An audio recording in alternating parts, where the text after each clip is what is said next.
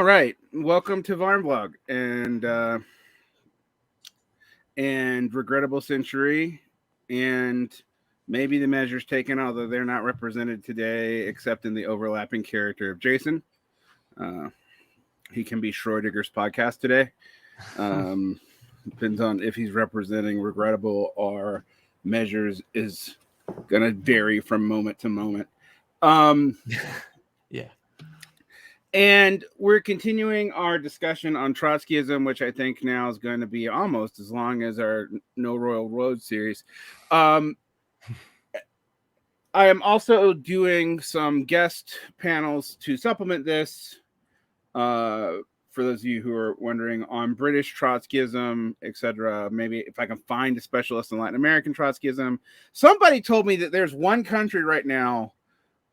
My friend Camilo told me there's one country right now where the Trotskyist fates are not going in the same direction.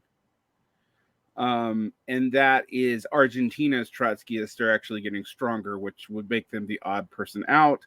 And then there's commentary on the last video that we probably should look at post-Soviet Trotskyism in Eastern Europe because it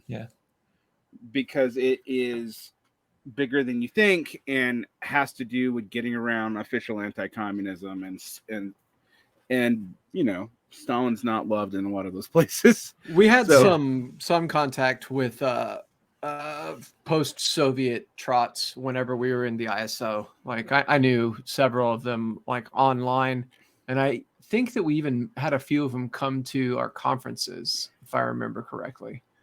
Yeah, and they were. I'm not going to mention his name, but one person, he's back in Russia now, but he was in the Russian Socialist Movement, or RSD, which is kind of a Trotskyist conglomeration of different groups that all met together. But I have no idea what they do now. Yeah, I mean, it's hard for me to say. It's hard for me to know too, because you know, who counts as a Trotskyist organization and who's got real numbers for them is harder and harder to tell. Plus, you know, we get to the United States, as we mentioned the last time.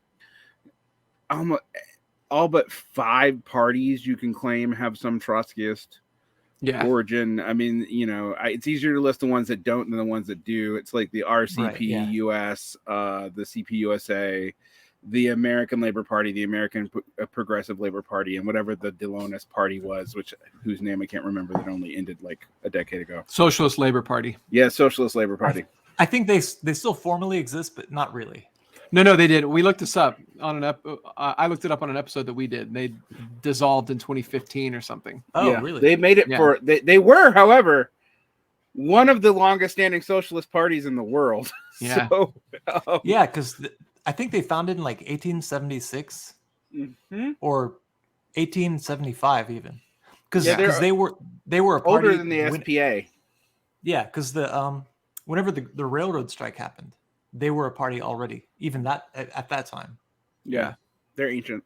So yeah, to get into the legacy of the demise of Trotskyism, there's a lot of prepositions that I'm gonna have to figure out how to reword that before I put this up. We're talking about factionalism and entryism, but to get into that, and we're limiting ourselves to the United States, which I think is, you know, it's wise. But let's talk about the origins of Trotskyism in the United States. And last time we actually weirdly didn't particularly do that. we started at the end last time. Right. Yeah. And I have been trying to work our way backward. Yeah. Yeah, as per Stefan's suggestion, I believe. Yeah. I have been reading so now we're gonna dialectically flip the quarters and go forward from the beginning. Yeah. Maybe between watching the 2 episodes, because a lot of people liked the last episode, but they got lost in the weeds, and that was sort of the point. Like, look, if you're gonna look, I mean, watch or listen to us, you're gonna have some weeds that you're gonna have to navigate on your own. I'm sorry. True, yeah. There's only so much leading we can do. We're lost ourselves. Yeah. And when it comes to Trotskyism, the history is mostly weeds. Yes. So it's hard to do. But I think we have to start with the origins of American Trotskyism. And I'm going to start it where LeBlanc, Palmer, and Bias started in their 3-part collection on the history of U.S. Trotskyism. And that is in 1928. Can we agree on that? I think so. Is that when Cannon goes to Russia and then comes back with the testament or whatever, the paperwork, that and then Cannon becomes a convinced Trotskyist? Because I think whatever that year is, that's when it should be, but I don't know what that year is. I think it's 28. I think it's 28 because because he's in the, let's see, he's in the Communist Labor Party when it breaks off from the Socialist Party, then joins the Communist Party of America, which and he has some relations to the Marxist syndicalist under Browder. I just looked it up. It is 28. Yeah, so we can so it's agree 28. on that. Yeah. I mean, his history is interesting, and one thing that I think people tend to not understand about U.S. Marxism is for the first 40 years of its existence, the line between syndicalism and other forms of socialism doesn't really exist in the U.S. the way it does in Europe. Yeah.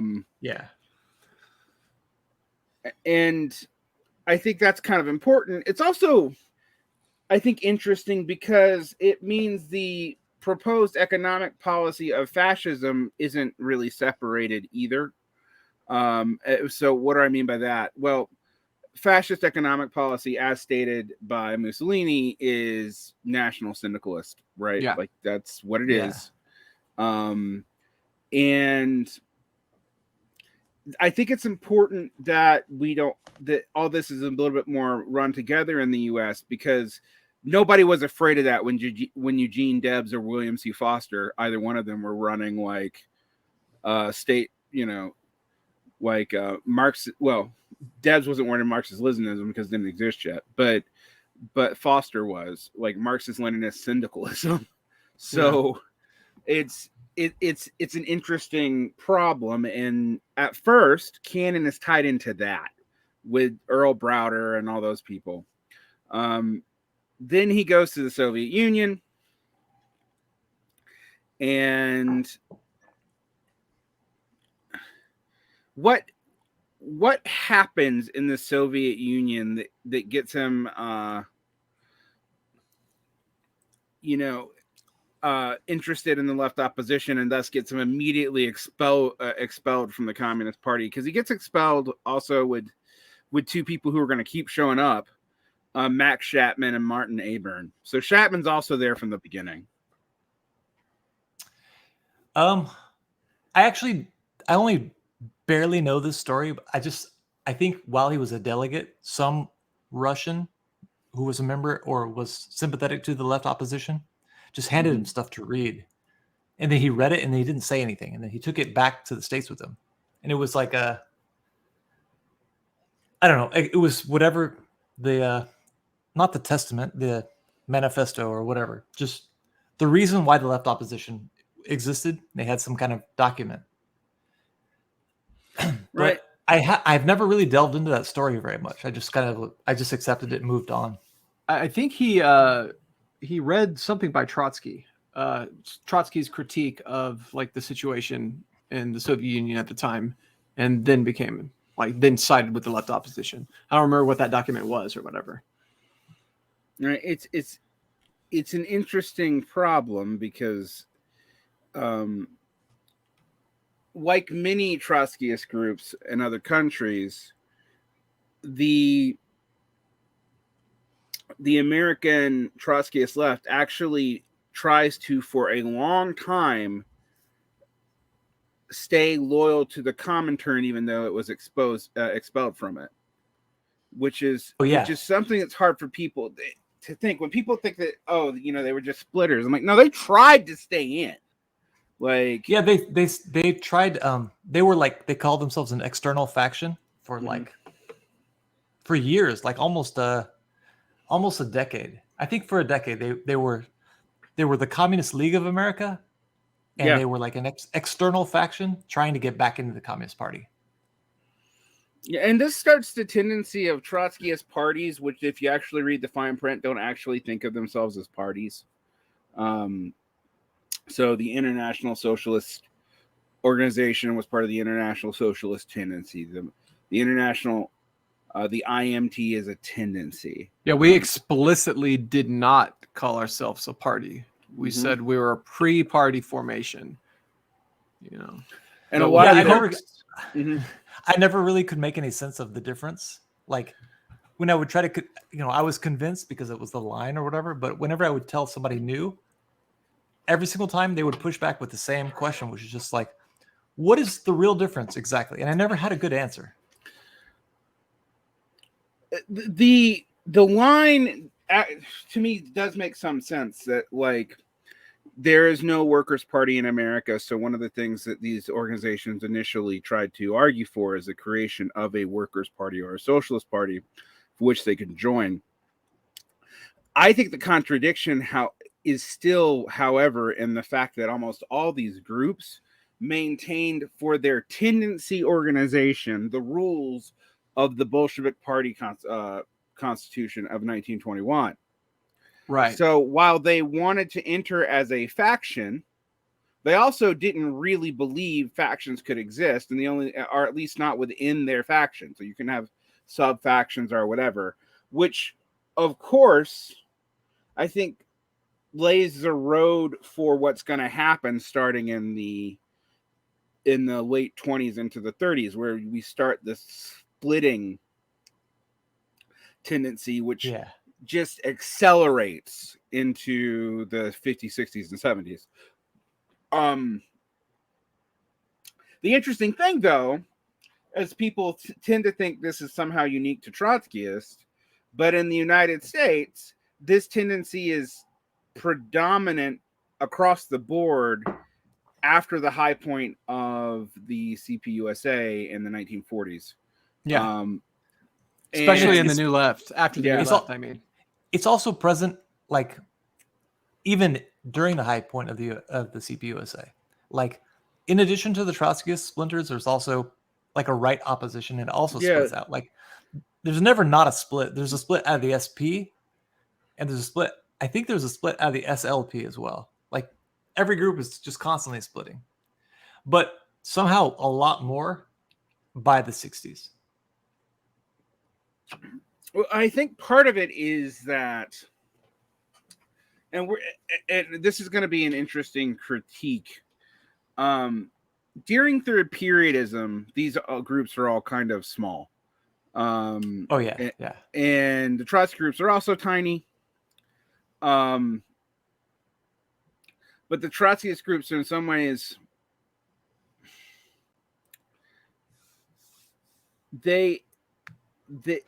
it's interesting because of the situation with the Teamsters, which is, the Trotskyist led and founded labor union. And it has some independence as opposed to the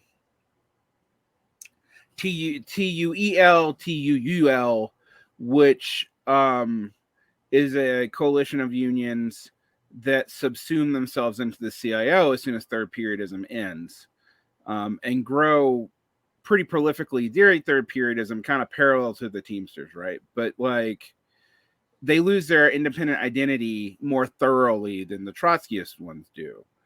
And thus they get purged harder in the 1950s too. But it's this is still very contentious. I mean, because when I mentioned, like, the first three people to get kicked out, who are basically the people who found the Communist League, we already in those three names have tendencies that are going to develop later.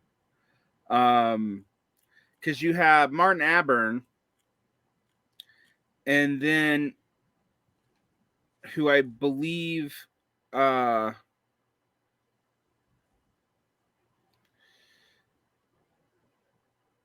gets suspended with Shachtman and Burnham, and you have Shachtman there in the beginning too.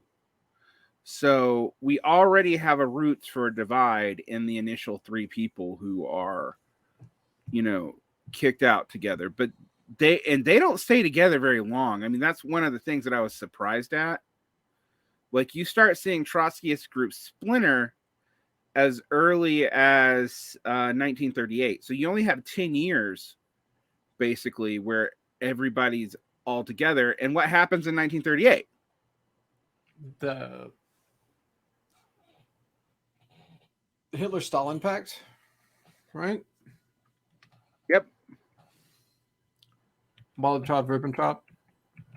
Was that 38? That's 38. And 36 is also the end of the Comintern. No, that's that. Molotov is 39. I thought but the it is Comintern lasted longer. Yeah. I mean, it doesn't really matter. But yeah. So when also, like, Shachtman and Abern were also separate before, during the 30s, they were in a separate group from they weren't the Communist League of America. They formed the Socialist Workers' Party whenever Shachtman and Abern's group. Wait. Shachtman's group. I don't really remember. Comintern dissolved in 43. Oh, so it's actually later than I thought. Yeah. During the war, I guess, as like a good faith effort to show the Allies, like, look, we promise we're not going to try to overthrow your countries from within anymore. Right. When's the last Comintern meeting, though? I do not know about that. Like the Comintern Congress. I think that might have been in the 30s. We're gonna look it up. Yeah, I'm looking it up right now. I'm already on the Comintern page on Wikipedia.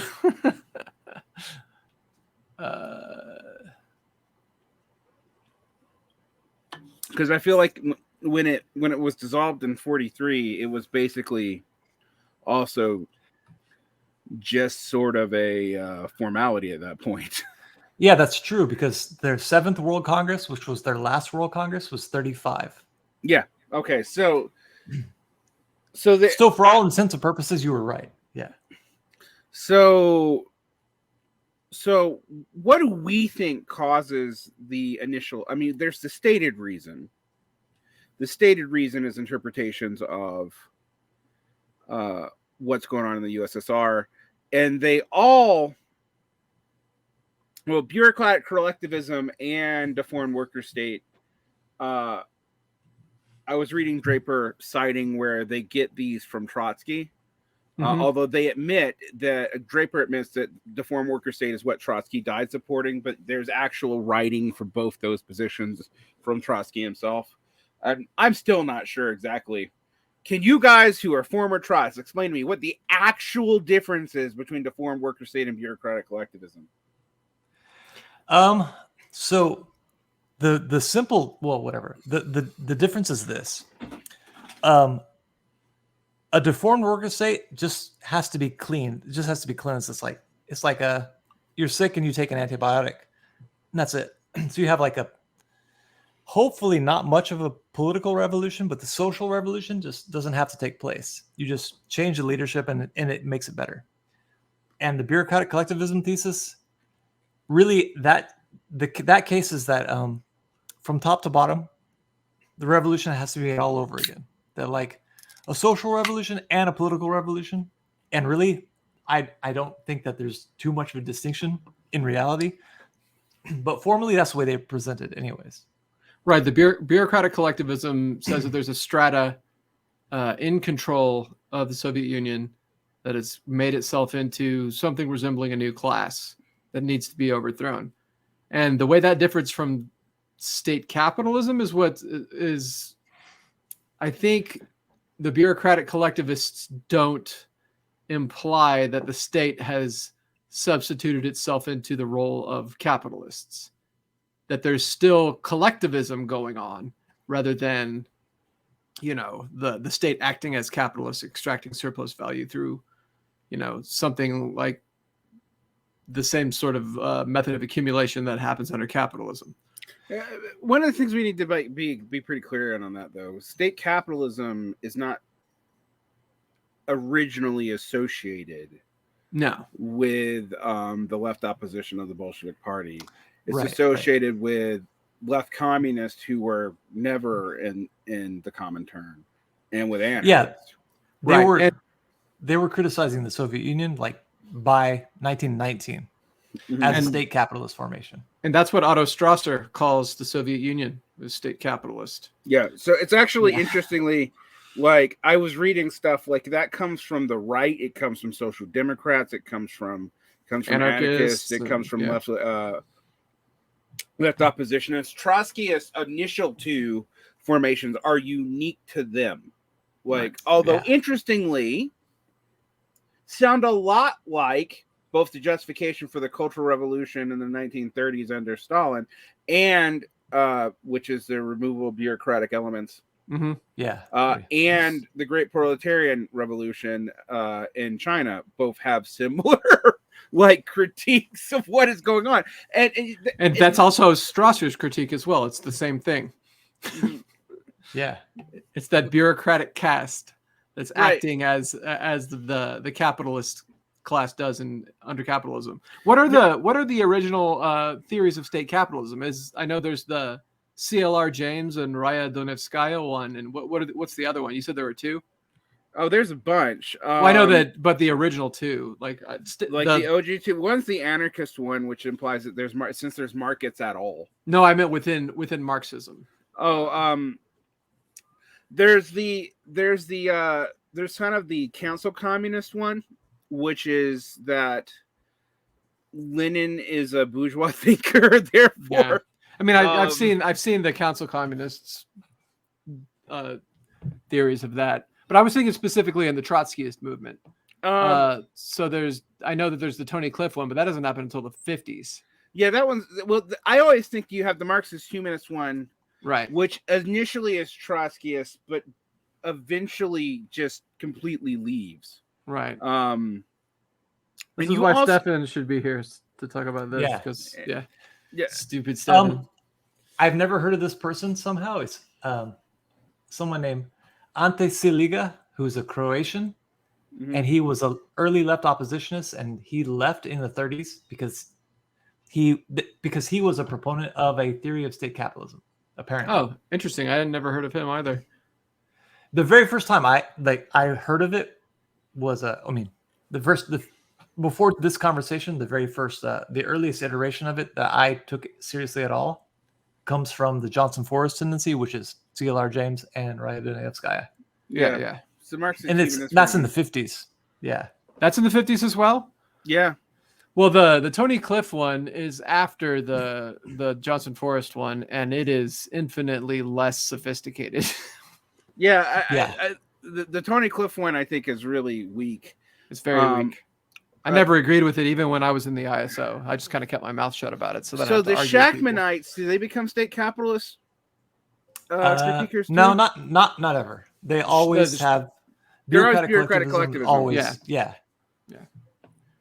And the reason why these two theories would require so much distinction is also lost on me. I don't know why. Like, all three of us couldn't be in a group in the 40s or whatever and think three different things about how the Soviet Union needs to be reformed.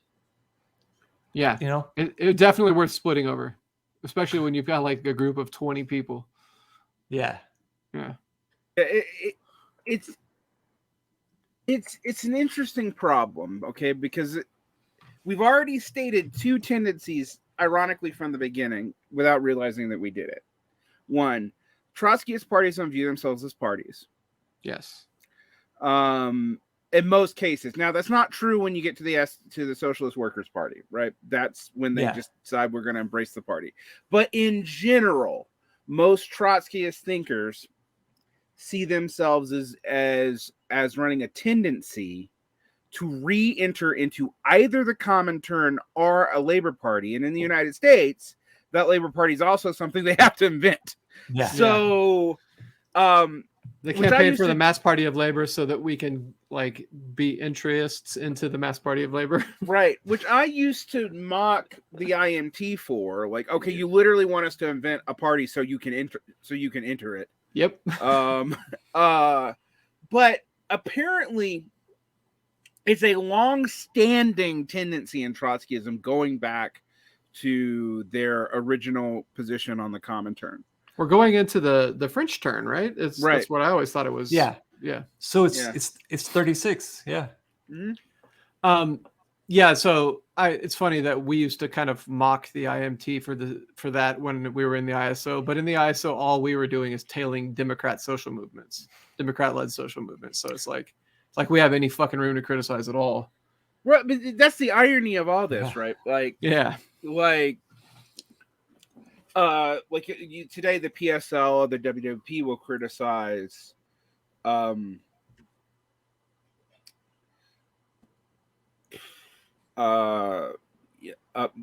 the CPUSA and the DSA, but what do? They enter front groups with democratically aligned, activist orgs and whatnot, like decarceration movements, etc. Oh yeah, that's popular frontism, right? Yeah, that's okay because it's Stalin said it was okay. Well, the thing is, in popular frontism is actually interesting because we're going to have to eventually spell that distinction out between popular frontism and united frontism.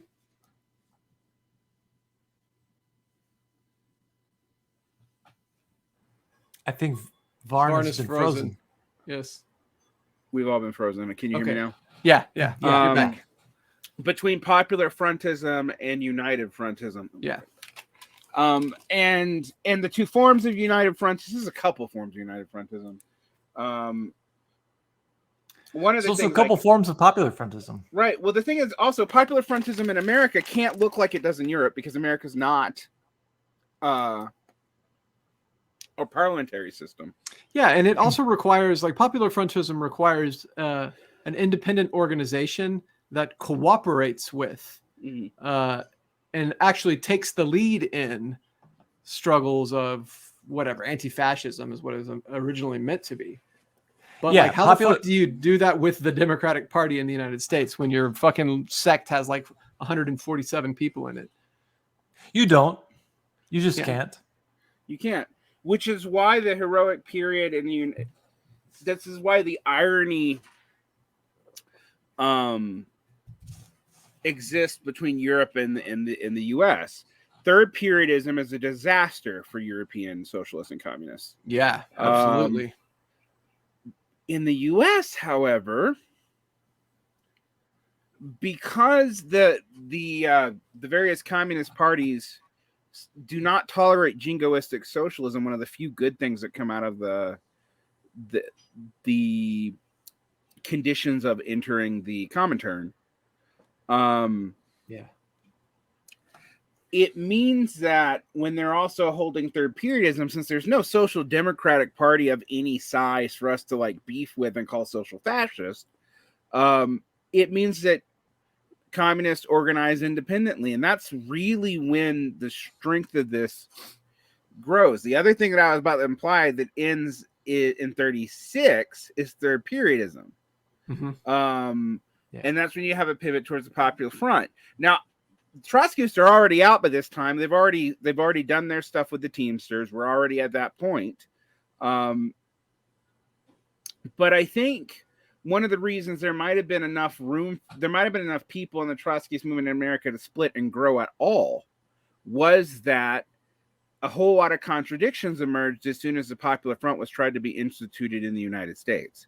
And it helped the Communist Party in the 40s, but not at first. And then, as I pointed out to people, this is my favorite thing to point out, is all the deals they make in the 30s and 40s are the very things that are used to crush them in the 50s, even up to and including the National Labor Relations Act. Yep. But the Trotskyists are kind of outside of that, right? When is the SWP formed again? Let me. That's 1940. Yeah, so it's later. Yeah. So And it's the right SWP before is- the formal end of the common turn too. Yeah. So Yeah. so the SWP is like, what makes it? Why does it come into being? Because the Communist League of America decided to stop trying to go back to the Communist Party, and also the Workers' Party of I think the Workers' Party of America, or maybe it's just the Workers' Party. I'm not really sure what this, whatever it is. James Burnham and Max Shachtman's group, which was also led big strikes and was the other like independent semi whatever, it was the other influential left-wing group that was not the Communist Party. Mm-hmm. They merged. So they had to come up with a name that fit both of their trajectories, and so they weren't the Workers' Party 2, they were the Socialist Workers' Party. Weren't they instructed to merge by Trotsky? They might have been, actually. If I remember correctly. It's been a while since I've read this history. Like, he got a sack that year.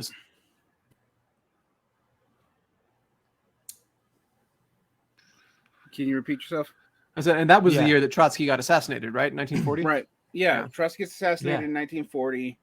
The interesting thing about also that this is before, like, for example, Chen Duzu, who is a major figure in the early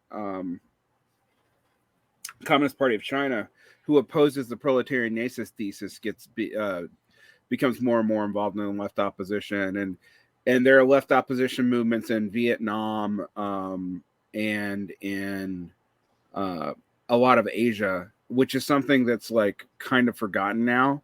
But the war basically wipes all of them out. Like, Yeah. So you have in 1938, you have this feeling that like, oh, there is a real international current for the left opposition in the communist world everywhere. By the end of the 1940s, the Trotskyists are really strong in the United States, and really strong is in quotation marks. Yeah. France, where they're significant, and some parts of Latin America. They're kind of a minority tendency in Mexico. They're beginning to have a major influence in Argentina, but Bolivia too. They were Yeah. for a little while, anyways. Yeah. Also, apparently, I was wrong. I just looked this up. The Socialist Workers' Party split in 1940 because it was formed in 1937. Oh, it split from what? So the Socialist, I mean, the rest of what I said is still true. The Communist League and the Workers' Party merged and made the Socialist Workers' Party. And then 1940, a lot of Workers' Party types left again, and they formed a new Workers' Party, which is separate from the Socialist Workers' Party. But, you know, they don't ever have Burnham much was already of a... gone by this time, too. Burnham leaves in like 1939. I think so. Yeah, because he leaves like... I know he leaves before Trotsky's death because his leaving letter is to Trotsky himself. Yeah. And he left over the fact, according to him, that the Soviet Union deserved no more support. And the Socialist Workers' Party, you know, could not come around to that position. They just find more and more reasons to support the Soviet Union and all of the weird little third world nationalist projects that come up throughout the rest of the 20th century. I mean, this is the irony of the accusation that Trotskyists were like direly opposed to the USSR, because it's just not true. It's not, for the most part, not. And you have someone like Isaac Deutscher who, in Europe, is basically advocating for like, look, you know, Stalin 80% bad, 20% good. Like, we need to, you know, figure out what's parts of the Marxist-Leninist movement we can make peace with and reemerge with, and it just never happens. Yeah. But the other reason it never happens is like you start seeing these bigger divides between defensist and non-defensist forms of Trotskyism. and it seems to get really heightened by the Vietnam War, but that's way ahead. So let's first talk about so we have the creation of the Socialist Workers' Party. How effective was the Communist League? Like what did they actually achieve before they became the Socialist Workers' Party? They were the Communist League during the Minneapolis general strike, which they led and won. So that's kind of important. I think that's the one credit they have to their name, but it's kind of a big credit though. Yeah, right. Minneapolis general strike or the Teamster Rebellion, right? Mm-hmm. Yeah, that was straight up organized workers doing battle with the police and scabs, open battle in the streets, and then running the city like a commune. Yeah, pretty fucking cool. That's why they formed the Socialist Workers' Party, because they have that, and they're like, well, we can do that. And the Workers' Party also had a similar credit to its name. I just don't Toledo. They led a similar strike in Toledo. So it was the coming together of two independent socialist groups that led workers to victory.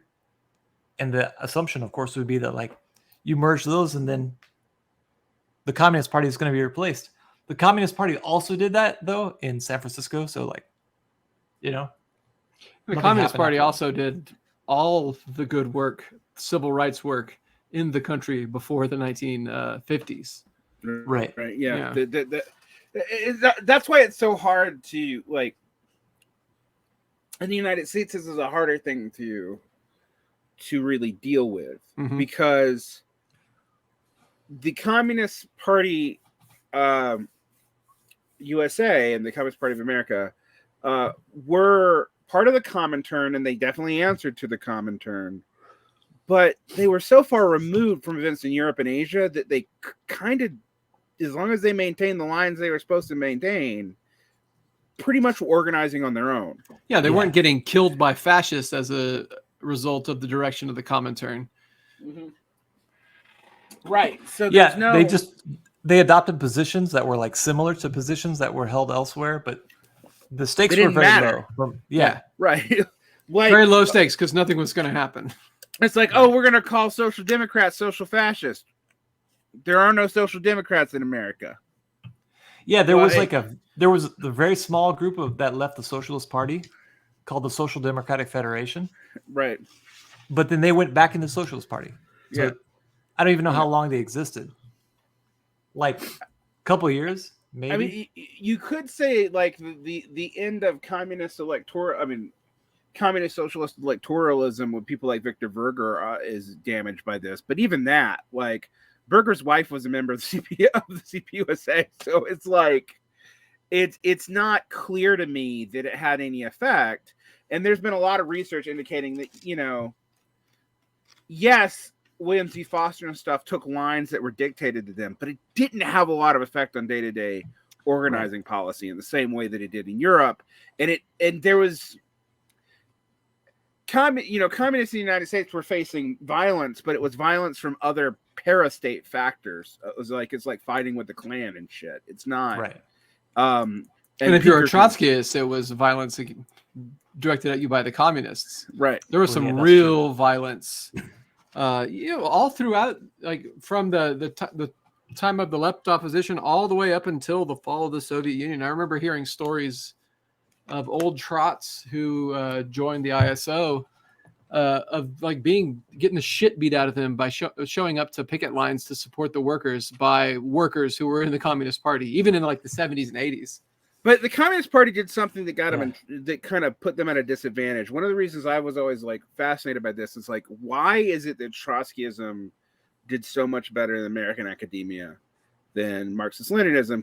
Particularly consider that Marxist-Leninism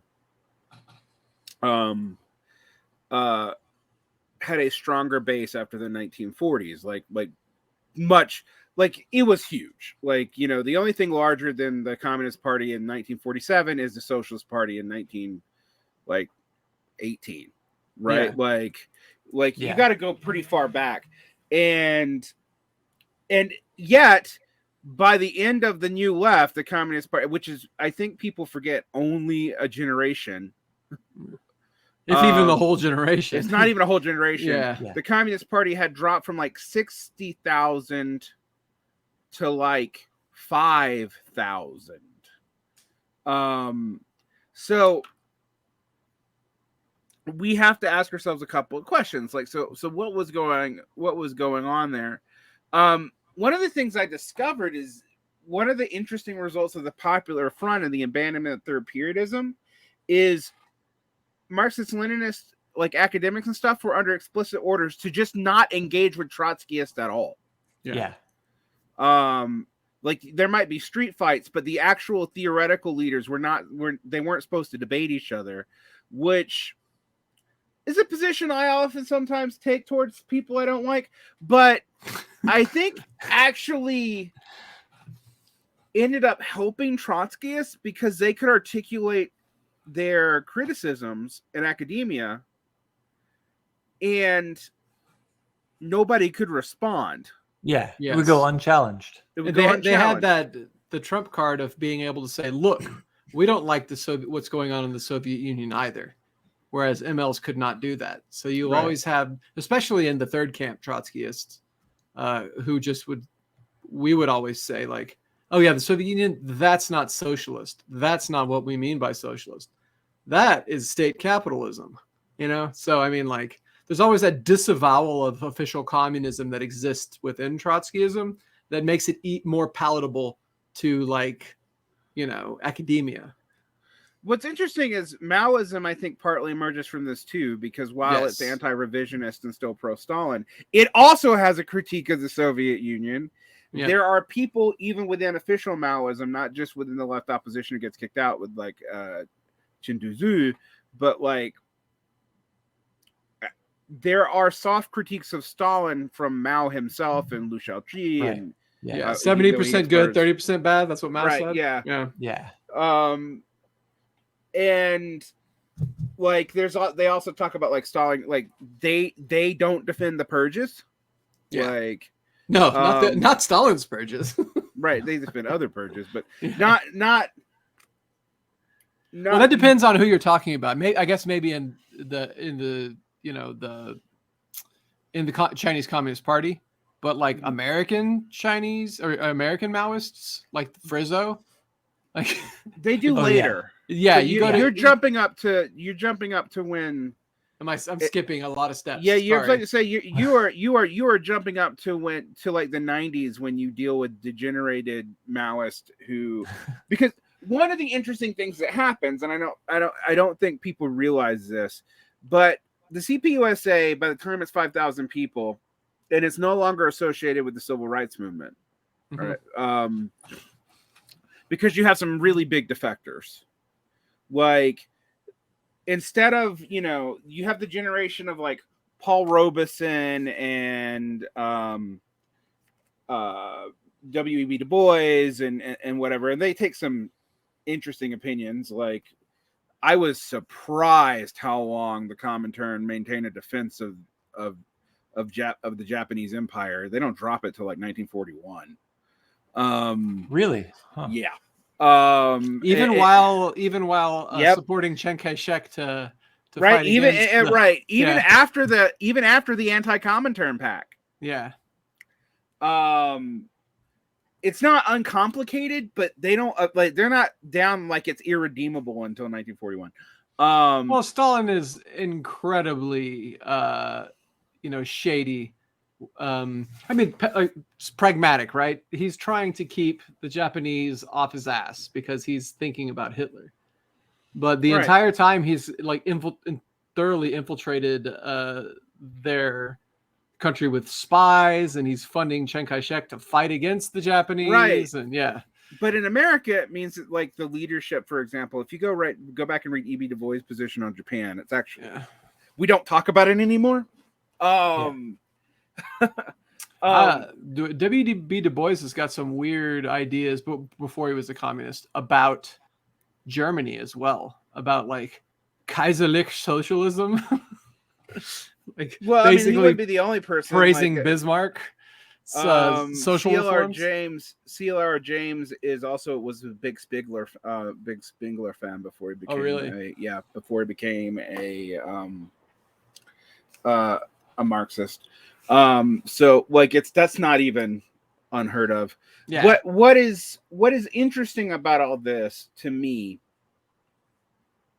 and it's something that hurts the Trotskyists, and it comes up in America now, because one of the reasons why critiquing the United States communist movement and its Marxist-Leninist form is so perilous is because they do great work on race. And the Trotskyists have good lines on it, but they don't really do anything. Right? Yeah, they're just not big enough to have an effect on anything. Right. Except for the one time that in Minneapolis.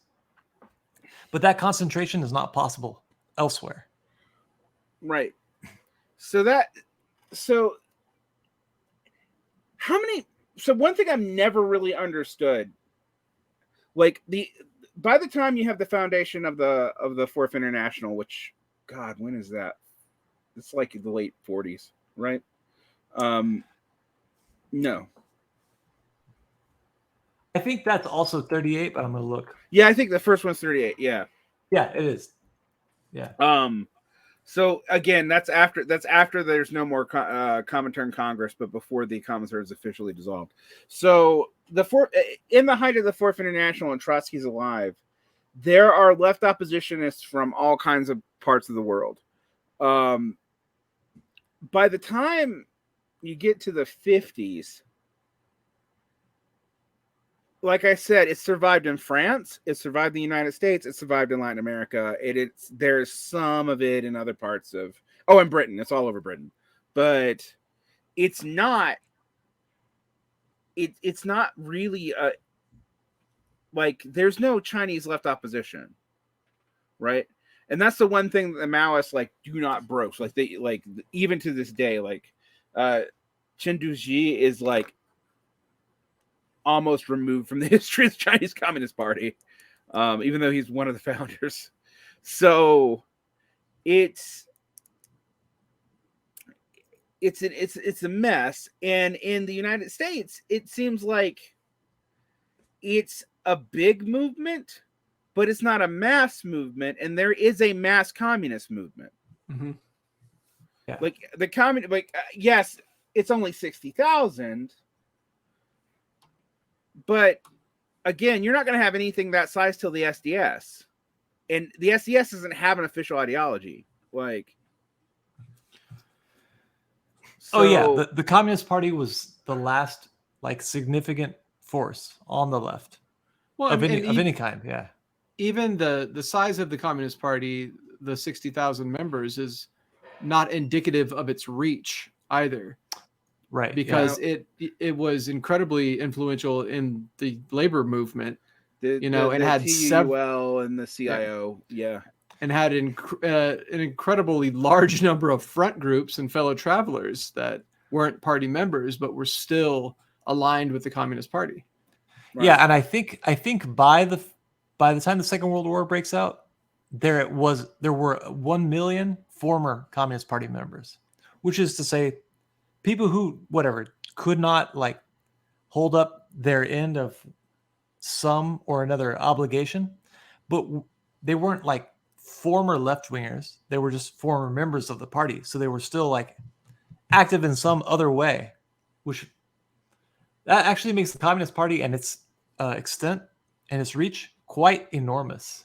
Right. Yeah. Again, the only thing is as big as Deb's up to 1919. Yeah, because if you even though I think you're only dealing with 100,000 or so former members of the Socialist Party, they can control something like 12 to 14% of the overall vote, which is crazy. So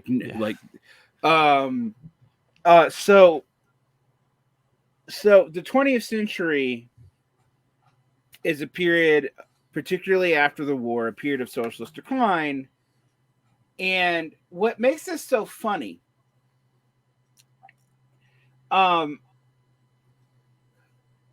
Trotskyists want to do entryism, but they have to build a labor party, but they get hit with Taft-Hartley but in the 50s, which makes that effectively impossible the traditional route. Traditional route, for people who don't know, is like basically the AFL-CIO starts just, instead of lobbying someone, would coalesce into a party itself. Yeah.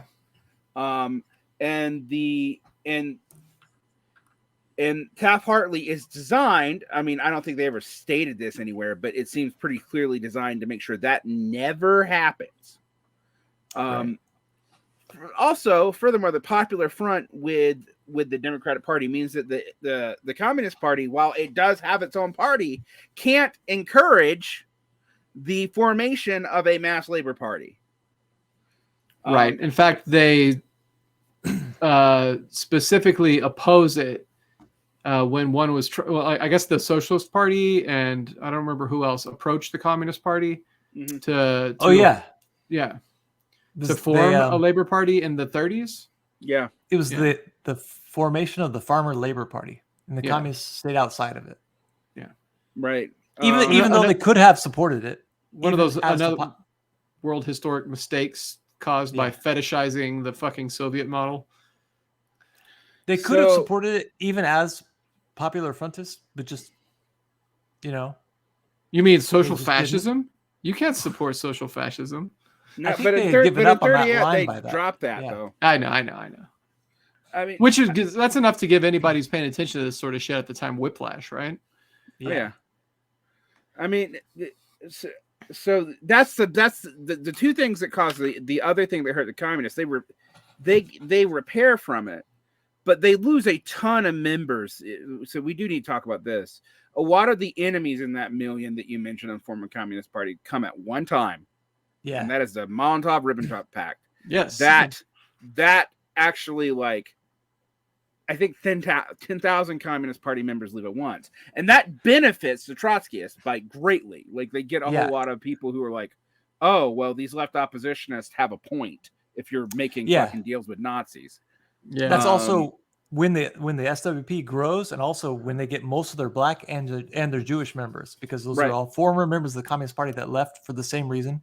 They had a pretty good reason to also.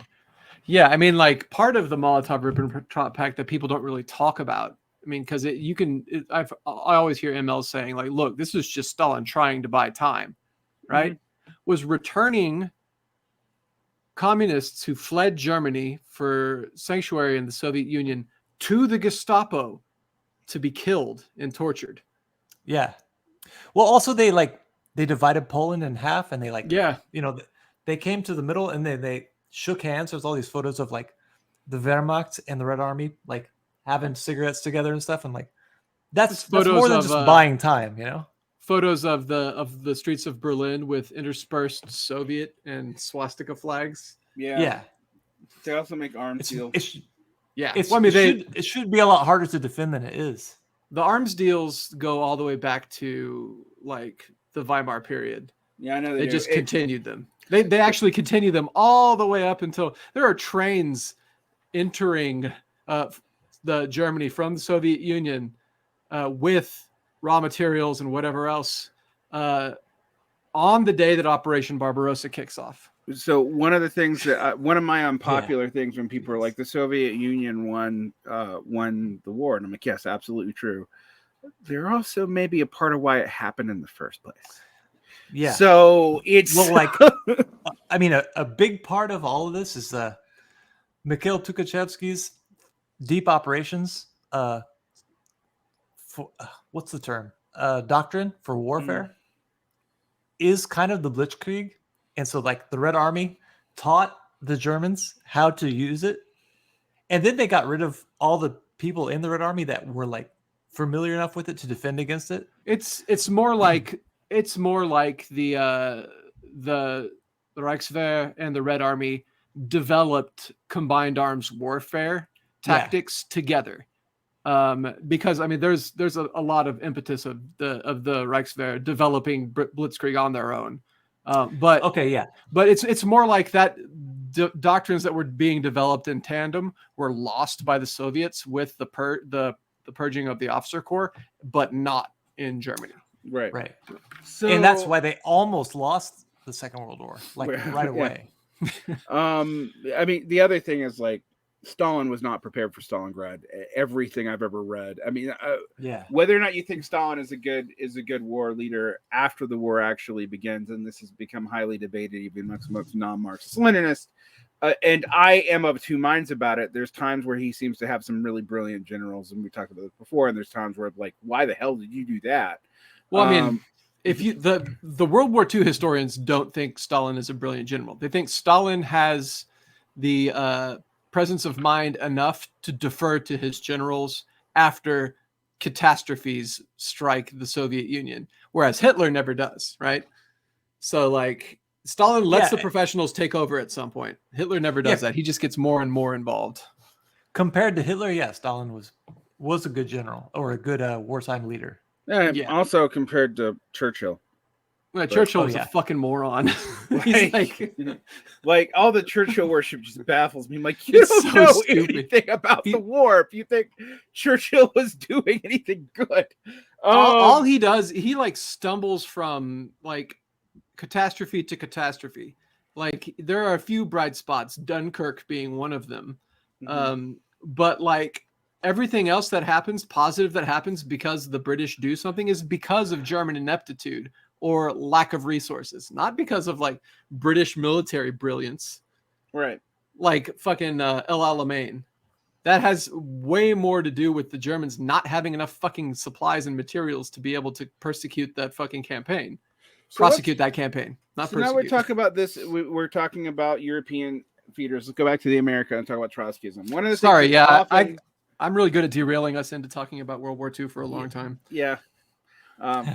And if you weren't a former Trot, I would actually be suspicious of your politics for that reason.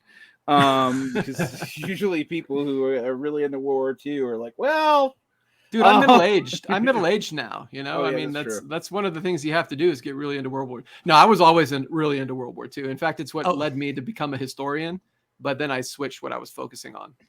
I was gonna say you might have been more into World War II when we were like kids. You were like, 100%. Yeah.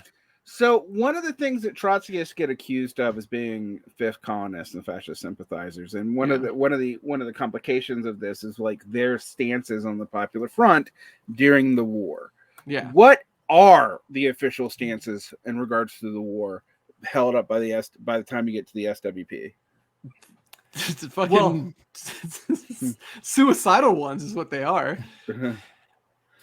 Yeah, I mean the way that it's talked about now is to never cooperate with any formation other than a workers' formation. And I don't think that anyone can actually do that or has ever really done that. So more practically, they oppose the no strike pledge that the unions make during the war. And in fact, lead strikes during the war. They send Trotskyists, Russian speakers, on the Lend-Lease missions to evangelize to the Soviet Union about rising up, overthrowing Stalin, and it doesn't go very well. Yeah. See, I will say the reason why I think we need to talk about this is one of the times where I'm like, Trotskyists are acting so dumb that some of the accusations made by Marxist-Leninists stick, even though what they're accusing them of doing is utterly false. Like they aren't really showing for the fascist. No. But they are like not cooperating to the extreme. Now, I will say that no strike pledge ends up fucking everybody eventually. And no, the no strike pledge is bullshit. Absolutely. But like the idea that you're going to like lead a revolution against Stalin in the middle of fighting Germany, that's where some of that stuff sticks. That's delusional. Yeah, it's the sin that they're the sin that they're guilty of is being delusional and being voluntaristic and being idealistic. Right.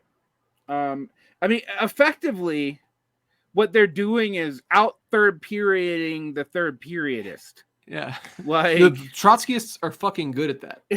like they're like we need to enter a labor party, but also we can only work with workers' formations, and we're going to define workers' formations so strictly that we can work with nobody. So, I mean, I guess they're not quite as bad as, like, say, Dutch Council communists who won't even work with unions, but it's along those lines, right? And also, Marxists that don't work with unions are not. Yeah, they're like unions. Yeah, unions are areas of of bourgeois control, and I'm like, well, so good fucking luck. Good fucking luck So- finding something in capitalist society that's not. I was gonna say, so is the world. Yeah. Right. It's like, yeah, duh. That's why we need to be in them to like wrestle that Right. away. It's not. It's like let's not work with nation states because ultimately we need to abolish them. Yeah, of course, but like, Well, I mean, that's what anarchists think. well, but I mean, but at this point, it's just like during this time period, I get why Trotskyism is not popular, and the versions that become more popular in hindsight, or like Draperism or whatever, and it's because it makes more sense once the debates are over. And the thing that's even weirder about this, so we're talking about this period that they're doing this, but they're still actually also defending the Soviet Union. So that it's confusing as fuck if you are a person who is coming into this milieu. I can't imagine trying to explain this to people, actually. Like, Yeah. okay, so That's why Tony Cliff just doesn't. Yeah. We're going to try to overthrow Stalin in the middle of a war, but we're going to defend the Soviet Union against its Western competitors, even though what we're doing could cause the Soviet Union to collapse in lieu of a Nazi invasion. Yeah. Yeah, I mean, the idea was that only like a couple dozen people actually were like deeply committed Stalinists, and so you just get rid of them, and then the whole rest of the Soviet Union was actually, more or less sympathetic to the real communism that they espoused. And there's no way to check that assumption, so they just didn't. See, Yeah. my assumption has always been, from what I've read about Stalinism from like Sheila Fitzpatrick, for example, is that like it's more or less true that Stalinism didn't run that deep actually in the Soviet Union, but like it also wasn't that opposed. Like, Well, Right, there were moments of like mass mobilization of like the populace in support of Stalinist measures. There's Right. if you look at the purges are one, which is how a lot of fucking MLs argue that, or the more Stalinist MLs, I mean, argue that the purges were actually democratic. yeah, Because- this is the Paul Cockshot's line. Yeah. There's a certain amount of logic to that. Doesn't mean it's not completely barbarous, and it wasn't stoked from above. Sort of like the Cultural Revolution. Although Also, China, though, is actually more specific. It wasn't like, they were going for the purges, but the purging of the old Bolsheviks was a little bit more targeted. Yes, that's absolutely correct. Yeah. But eventually Stalin has to stop the purges because they've taken on a momentum of their own. And there's too many fucking people being denounced and too many people being shot. And it gets way out of control. And it's obvious that what's going on is people's paranoia and personal grudges are ending up with people in gulags. The collectivization drive is also a very popular. Yes, that's another one. It's like because a whole lot of former peasants who had been, they were in the Red Army for a couple of years, and they got their basic education, then their political education, and then they went back home.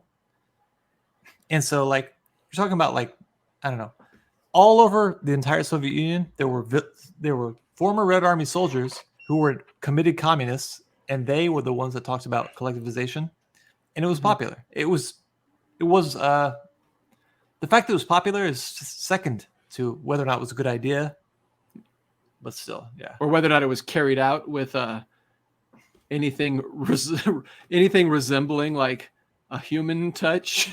Right. So my stance. So one of my unpopular stances with Trotskyists, and I've had this for years, is one. I have no evidence of Trotsky wouldn't have done the same thing, and when it comes to collectivization and the problems that led to. And I mean, it was initially his idea. Yeah. And B, it's some of this is a problem of accelerated development a la Plekhanov and Plekhanov's warning. Now, when I talk about Plekhanov, I want to say that, like, I don't think they actually had to do it the way that they did it. I don't think they had to develop. I kind of think the piggybacking off of a former capitalist society, giving the peasants communes the technology, is kind of implied by the Zurich letters that Marx wrote. Which I keep, those letters get more and more fascinating to me. Because they weren't sent, and that's why Lenin and Plekhanov didn't know about them. But there are people who claim now that Plekhanov actually did get his hands on them and suppressed them. So I'm like, I don't know. Plekhanov. One of the things I will say is that Plekhanov's fear is correct, but what he does, which is basically like, let's build up bourgeois capitalism to build up socialism, would have also been a disaster. So it's because it would have, at best, it would have put them in a similar situation to the Second International Social Democrats in Germany. And at worst, I think that's what fascism started off as, right? Right, exactly. It's the corporate harmonization of classes and mitigation of the worst excesses of the exploitation of the working class, so that you could have a developmental capitalist project. Right. Initially, that's what the fascists wanted to do. Well, yeah, and then their promise was, and we will turn this over to the workers as long as they cooperate with the capitalists. They will have the predominant share, which is also why I point out that, like, co-ops not inherently socialist in any Marxian sense at all. No. I mean, it's the whole idea of left corporatism which is what the fascists start off advocating before they're actually the fascists. Back when they're like weird syndicalists that are leaning nationalist. But yeah, that's at the core of national syndicalism and fascist ideology economically. And that's also where the proletarian nation stuff developing in both China and in Italy is so fascinating. Yeah. But again, Trotskyists don't have a whole lot to say to this. They don't have a whole lot to say during the war. And you got more and more defectors. So you have Burnham in 39. I think he's like the first of the OG big defectors from Trotskyism, who does not become like a regular old communist. Yeah. And when does Shachtman in the 50s? It's in the 50s. It's in the 50s. Yeah. Okay, yeah. Yeah. Well, no, I think Shachtman, because Draper's out of the Draper is out of the SWP by 47, so it's earlier than that. I'm gonna look it up. I'm looking right now because I'm literally reading an article from 1947 when Draper's arguing with the SWP theorist. So he breaks with Trotsky in 38. Who? Burnham? Shachtman. Yeah, but let's see. When does he break with Trotskyism? Looks like 1940 is when, or no, not with Trotskyism. So in 40, he develops his third camp ideas. Mm-hmm. It's kind of tough because he doesn't formally break with Trotskyism at all, does he? No, I think he does it in 58, and he goes into the SPA. Yes, that's exactly. Oh yeah, that's right. Yeah, he in 58 the ISL, the International Socialist League, right? Mm-hmm. dissolves and he goes into the Socialist Party. So I was right. It was 58. And so Shachtman just spends the rest of his life ending things because he also dissolves the Socialist Party with Harrington. Yeah. And he also blocks communists from joining the Socialist Party. Like anyone who had ever had CP membership could not have SP membership. Yeah, but he's where the Democratic Centralist Band comes from. Yep. Yeah. Which is still actually... It's still in place in both the I don't know if it's still in place formally in the CPUSA. It was when I was in it. But there were Maoist and Trotskyist groups in the CPUSA. So, like, it was just like, well, we're not Democratic Centralist. And weirdly, one of the interesting things about the CPUSA when I was in it is it didn't call itself this, but the Radicals faction was a mixture of Maoists, Trotskyists, and Luxemburgists. So we were basically Marcyites, but we didn't know that. Whenever I was in the CPUSA, I remember arguing. I was in the SPUSA, not the CPUSA. Right. Okay. Yeah. When I was in the CPUSA, I remember arguing with or discussing with an older comrade. And when I mean older, I mean he was in like World War II, about how Trotsky is like, there's no point in being against Trotsky in the post-Soviet world, and how the CPUSA should like embrace like Trotskyists joining the party. And I was kind of a soft Trotsky defender. I later became a Trotskyist, but I was already a soft Trotsky defender when I was officially an ML. The problem that a lot of the problems that people have with Marxist-Leninism, ironically, is created by the anti-revisionism controversies. And I think that's why when we do the history of Trotskyism, we're like, we're not going to talk about the 40s. We're just not going to fucking talk about the 40s. Shut up. Don't mention the 40s. Like, even though, there's this influx of members with the Molotov-Ribbentrop pact in 38? 39. 39, yeah. They don't keep a lot of those people either. Well, not after, especially not after the war. Like, there's all of course everything that happens after the war with the Red Scare, but like, well, also the Taft-Hartley Act. Yeah, Taft-Hartley as well. Yeah. So we have all that stuff coming up, but what's interesting is like kind of the heroic period for Trotskyism after Trotsky's death is the late 50s up into the 70s.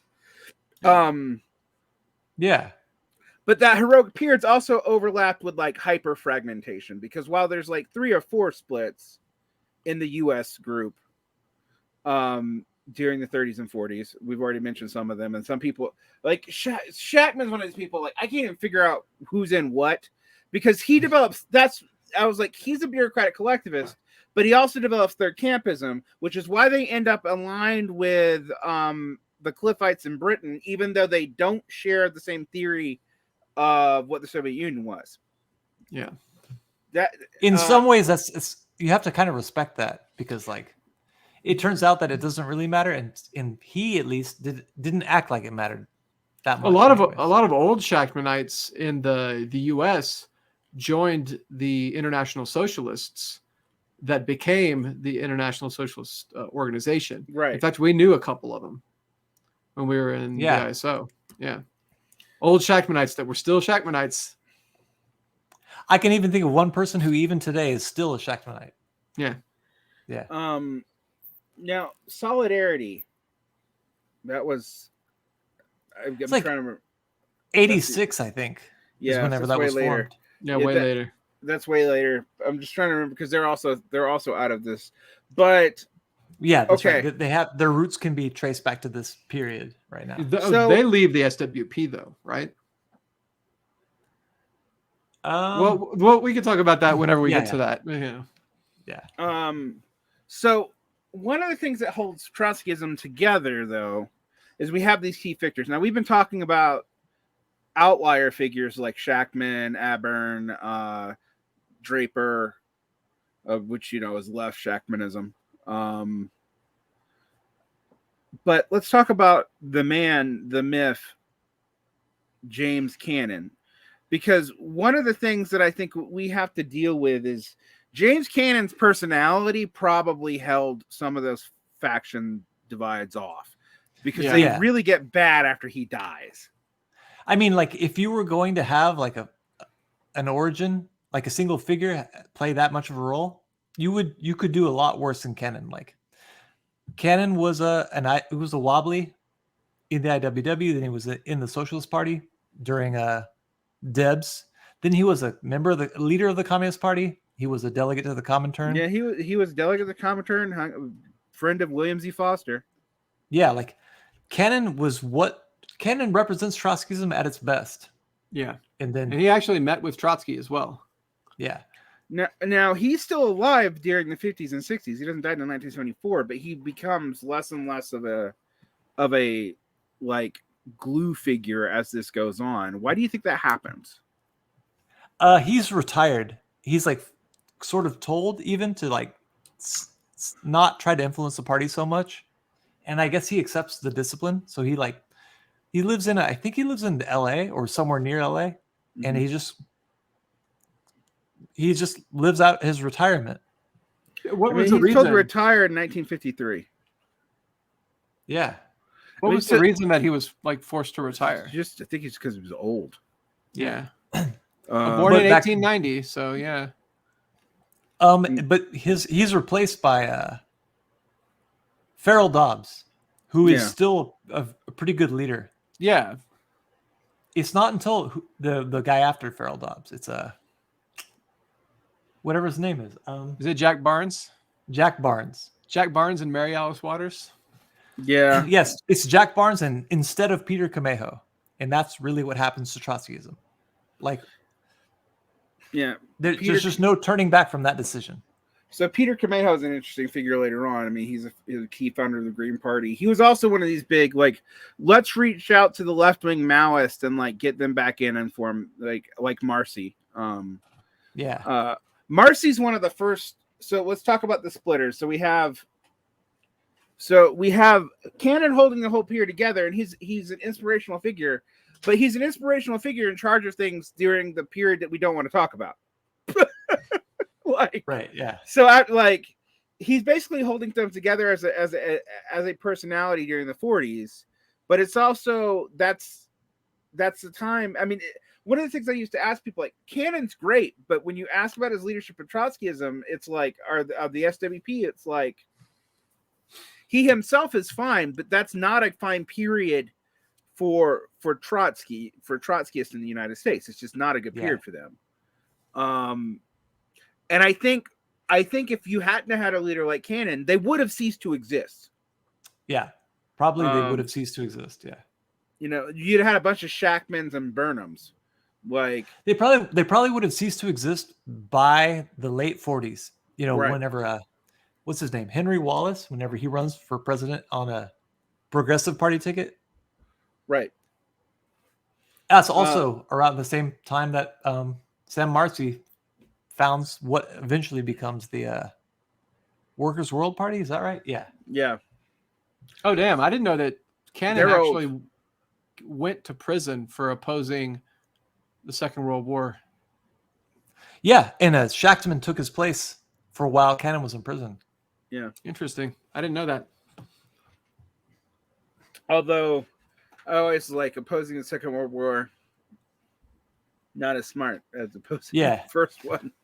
It was always one of these things with like John Dewey. People who don't know, I have a deep distrust of John Dewey, and one of the reasons is like he opposed World War II, but not World War I. He opposed the wrong damn war. That's stupid. He had it backwards. Look, like there's something admirable about the Trotskyist opposition to the Second World War because it is a principled anti-imperialist stance. Like, I get that. It's also fucking political suicide.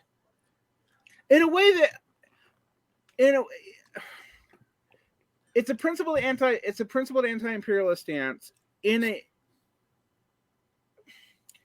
yet it's one of the ones that I'm just like, that doesn't make any sense. Like I it was political suicide to oppose World War I, but opposing World War I made sense too. Yes, not just on a principled matter, it made tactical sense. Like, even though it was politically unpopular, although I mean, Deb still did pretty well to run from prison. But I mean, I think it was more politically unpopular, definitely more politically unpopular, especially in left circles, to oppose World War II than World War I. Yeah. And on top of the fact that, like, even most of the people who opposed World War II were right wingers. Right. Right. If you don't support the Soviet Union's defense of itself against the Nazis, that is an unequivocally right-wing stance, you know? Right. There's no one else who takes that stance except for right-wingers. And then the Trotskyists. Well, I think also Norman Thomas and the Socialist Party have a very like weak-kneed kind of mealy-mouthed sort of opposition to war, and they don't really have a clarified position. But effectively, they oppose the war too. They just mostly just by shutting up about it, though. Yeah. What did the Lovestonites do? I think that they break up. They like shatter into. They basically cease to exist by the Second World War. Mm-hmm. But I think for a little while they are the communists, in whatever they call it, International Communist Opposition or something. I'm going to look that up too. But I think by then they don't exist anymore. So the war kind of like forces Trotskyists to hold a weird position that they don't talk about anymore. And the Lovestonites, I mean, this. Yeah, by 1940, by the 40s, by the middle of the war, they don't really exist anymore. So this is an area that's really ugly. You have Sam Marcy. He's not the first splitter. The first splitters are the Shachtmanites, right? Yeah. But then you have Sam Marcy who splits for the opposite reason. So the SWP is not defensist enough, and they're taking I don't remember what the official SWP stance is towards the Hungarian. I think that they're in favor of it because they see the possibility of a revolution, like a fully fledged revolution, and Marcy does not. Right. So Marcy also in China, like it's Mao. That's like a big part for Marcy. Right. Marcy is like an early Maoist, kind of like a very soft but like stringent supporter of Mao, and the SWP is not. Right. And that's only going to get accelerated by the fact that the SMP's defensists during the Sino-Soviet split. Yeah. Right. So Marcy leaves. So now we've had at least two major splits in the American Trotskyism. We have the Marcyite split, which today it's like those parties are so removed from Trotskyism that they don't even like members in those parties don't know that they were originally Trotskyists and considered themselves as such even in the 60s and 70s. Yeah. 80s even. You have the third campus of various varieties, and they're going to merge with other international tendencies. You got other tendencies that happen. Then you have the split off of the Orthodox Trots. Now, we associate now Trotskyist orthodoxy. I think it's mostly associated with the IMT. The IMT is not, U.S. born. No. Yeah, and it's also like it's not even until like 2005 or something, right? Before it even comes to the U.S. So who was the Orthodox Trotskyist who split off from the SWP in the early 60s? So we have the Marcyite split. We talked about these splits before. Now, one of the things that we're talking about is like what defines Trotskyism, and we actually haven't talked about this because one of the interesting things about what defines Trotskyism is after Trotsky's death, most of them don't actually give you much grounds of actual like immediate politics. Like, so let's go, like we talked about what defines Trotskyism for permanent revolution as opposed to two-stage revolution.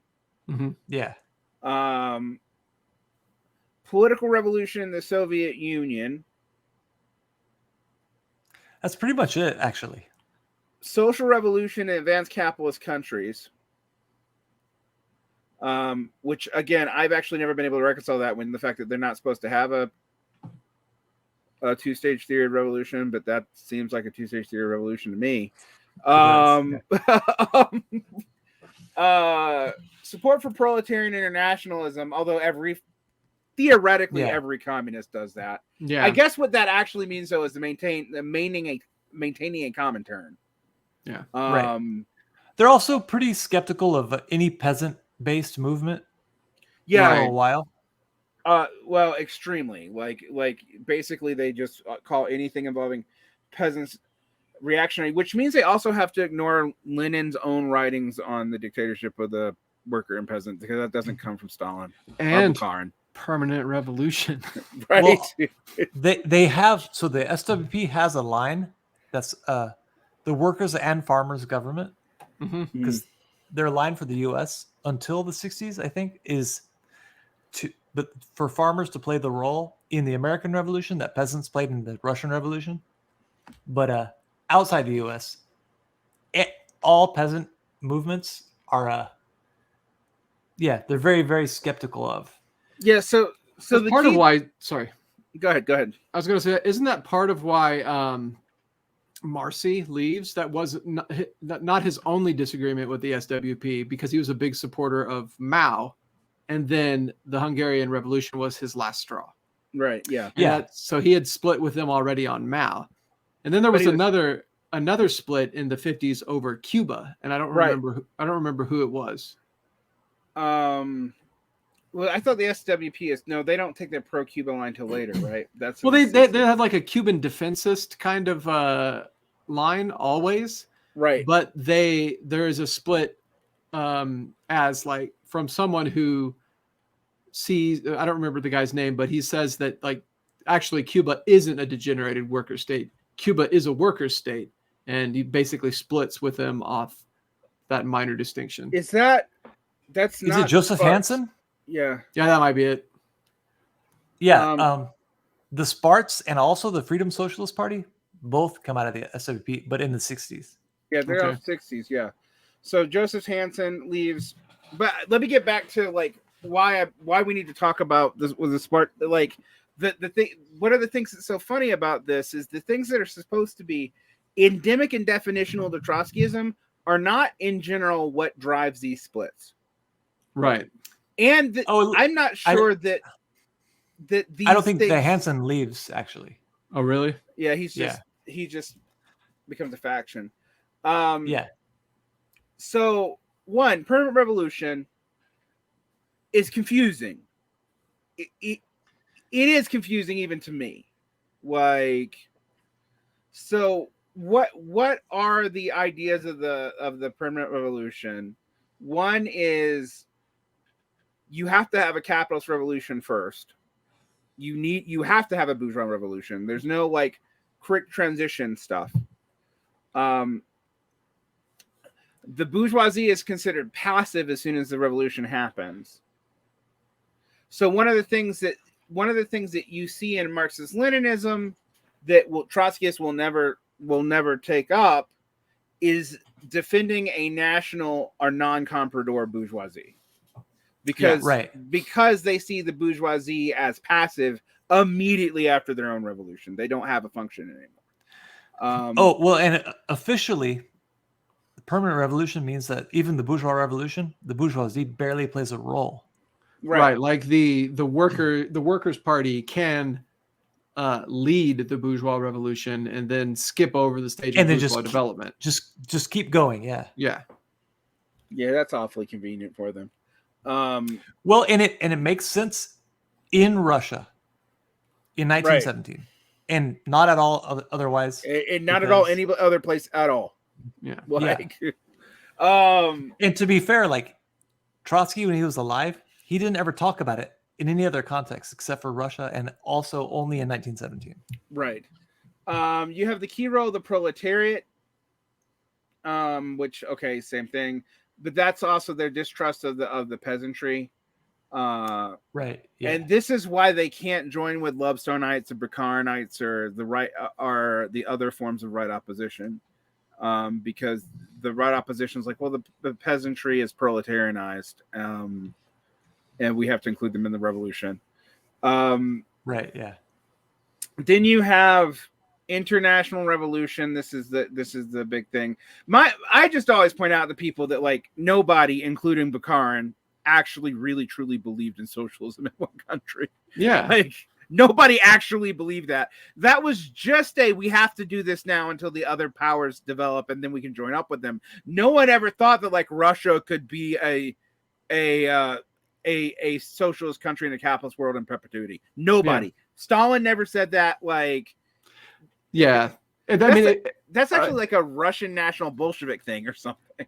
Well, honestly, right. Well, yes. And in fact, that's when the like even Joseph Goebbels and like the Strasser brothers, they soften their line towards the Soviet Union once socialism in one country is adopted. And I'm doing air quotes for those people listening, because they're like, well, maybe we can actually work with the Soviets as long as they're not trying to expand internationally. And it's a total mischaracterization of what's going on there. It's just a fucking holding action that even Lenin saw the necessity of and spoke about it at length. But like, Lenin also talked about the need to develop state capitals. So, well, yeah. So did Bukharin. Yeah. Yeah. Well, there's also, what's his name? Francis Parker Yockey. That's one of the things that he talks about. It's like, oh, good. This is like the Jewish elements, the cosmopolitan elements of Marxism being purged in the Soviet Union. So now the Soviet Union is National Bolshevist and we can support them. Yeah. And Yockey and the Fascist International. I mean, that comes back up and if you dealt with like alt-rightist in the 20 teens are radical traditionalists in the aughts, they all kind of believe that, and they all have a weird reading of Stalin that actually kind of takes Trotsky's characterization of Stalin as like absolutely true, and that's why they like him. Like, so it's bizarre. And Francis Parker Yockey is around the time period that we're talking about now in the 50s and 60s. Right. And basically, there's two weirdo forms of American reaction. Yockeyism, weirdly, I think is more influential now than when it actually came out. Oh, absolutely. Yeah. You can get his book on fucking Amazon. It's very strange to me. So an international revolution is supposed to be part of it. And one of the things, so what we've been talking about what actually splits Trotskyists are none of the things that define them.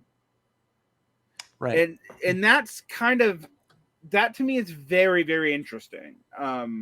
Because what splits them is standpoints to how we're going to pivot to what the Soviet Union's doing. Whether or not, how far we're going to take opposition to the Soviet Union, and how are we going to justify that, aka deformed worker state capitalism, etc. Now, later on, Trotsky, like once, like in the, like there's like this proliferation actually in the after the fall of the Soviet Union, and right before it, of like Trotskyist theories about all this that are probably more worked out than anyone actually held at the time. But so we've centered that. We've also pointed out their tendency to be a tendency, but to maintain the faction ban, but to want to enter a workers' party as a faction until in America they formed their own party in 1940. 1938, 1940. Anyway, when does the SMP come in being again? We said earlier. 38. 38. So until they form their own party, and then they're splits immediately, and like, one of them is the foundation of like Trotskyists become neoconservatives. Yes, like three of them do. That's true. Yeah. Yeah, and so do Maoists. Maoists, but whatever. So did So do communists, like Benjamin Gitlow, who was famous for like the free speech case, the communist won. He becomes an anti-communist. Yeah. One of the things that also kind of happens that I want to point out, though, is like Trotsky actually really erases the other left oppositionist historiography wise. Yeah. Like, we don't talk about Reddick or Preobrazhensky or our later on Zinoviev, or Antonov Ovchinko, or any of these people. Well, we used to talk about Zinoviev in the ISO. I remember there was like right before I left, there was a talk at the Socialism conference about how Stalinism is really just Zinovievism. Yeah, I mean, everybody hates on Zinoviev, and look, Zinoviev kind of deserves it. He's one of the few people in the purges that I don't have any like. I don't know that he should have been killed, but I don't have a lot of sympathy for him. Well, so I guess there's that in one of the Stalin biographies. I remember which one it is.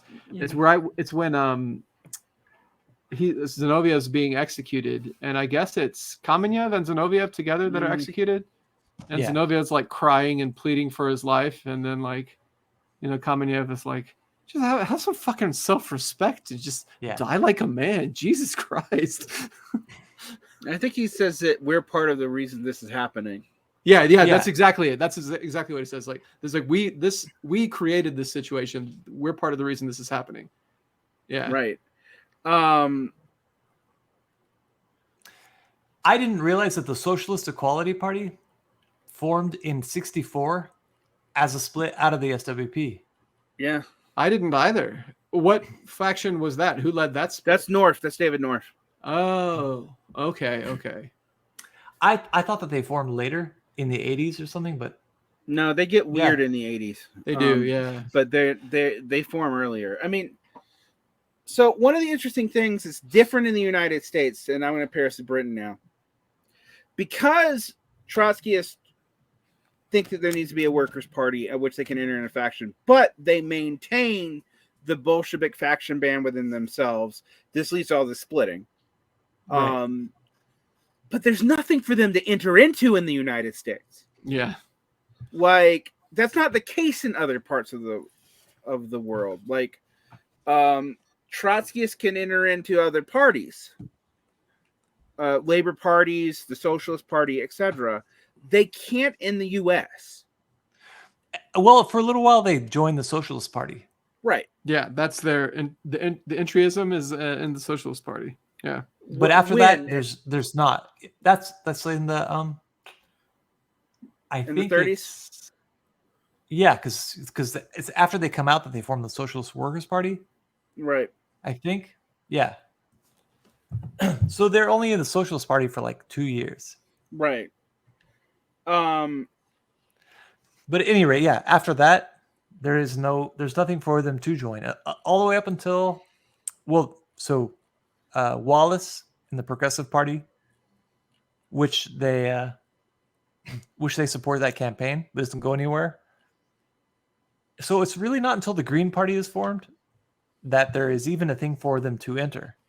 Right, and also no group ever actually enters into the Green Party. I was going to say individual Trotsky. I mean, Trotsky is a former Trotskyist co-founded it. I mean, one of the things about Kamejo is Kamejo ends up taking he ends up like under different pretexts because he's not opposed to the Hungarian Revolution or the Prague Spring, but he ends up taking basically Marcy's position later, like in the 70s. Like, we need to reach out to these Maoists and reincorporate together, get over our ultra leftism, etc. There is a little bit of entryism going on in the Green Party in the for the ISO in the early 2000s, though. Yeah, I guess that's true. Yeah.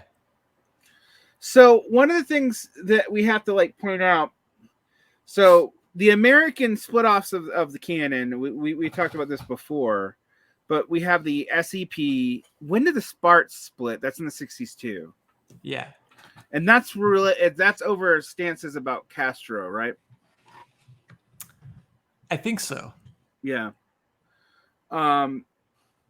and the Spartacist League themselves splits. Now we get it. We went over all this on the first episode, but these splits are happening, and the Trotskyists that can enter a party, aka the British Trotskyists, seem to be the people who swoop in and keep American Trotskyism alive after the 80s. Because while there are American Trotskyist parties, the dominant ones, even the ones that are founded in the U.S., have ties to the British ones. They're not the U.S. like in quote indigenous Trotskyist parties. Like the SWP just slowly declines. The ISO, yeah. Also, like the ISO forms in 1977, but they're the American section basically of the British SWP. Right. And so by the 70s, American Trotskyism is dominated by a relationship to British Trotskyism. Yeah. Mostly the ISO, but also the Grantites. The Ted Grantites are the Woodites, is what they probably actually are. Solidarity, etc. And so that to me is interesting, because we talked about why are there Trotskyist parties after 1992, but the American Trotskyist parties, except for the most militant, small, and weird ones, the SEP, the Sparts, the Spart splits, such as the International Bolshevik Tendency, etc. The LaRouchites. Yeah, the LaRouchites, the Harringtonites, the Kamehoists, and the Green Party. I just wanted to throw LaRouche in there because a lot of people don't know that LaRouche was a Spart. Yeah. Sparts get weird. Yes, they do. So one of the things that's interesting is we entitled this Factionalism to Entryism. We've gone through the factionalism part. We talked about why there's an entry tendency in Trotskyism, because they do think the workers need their own party and they need to merge with it. Similar to like Neo-Kautsky now, actually. Yeah. Or the Second International, even. Like that's not a new position. That's not unique to Trotsky. Right. I mean, honestly, it's the historical position until the Third International and the Bakarin-Prevzinski program changes it. Yeah. Under Lenin. It's also funny that the left and right opposition actually write the program of the Communist Party but anyway, they weren't the left and right opposition yet, but still. It's almost as if they never should have split into a left and right opposition. Yeah. Yeah, I think it's really weird that like the Bolshevik Party is everyone's model.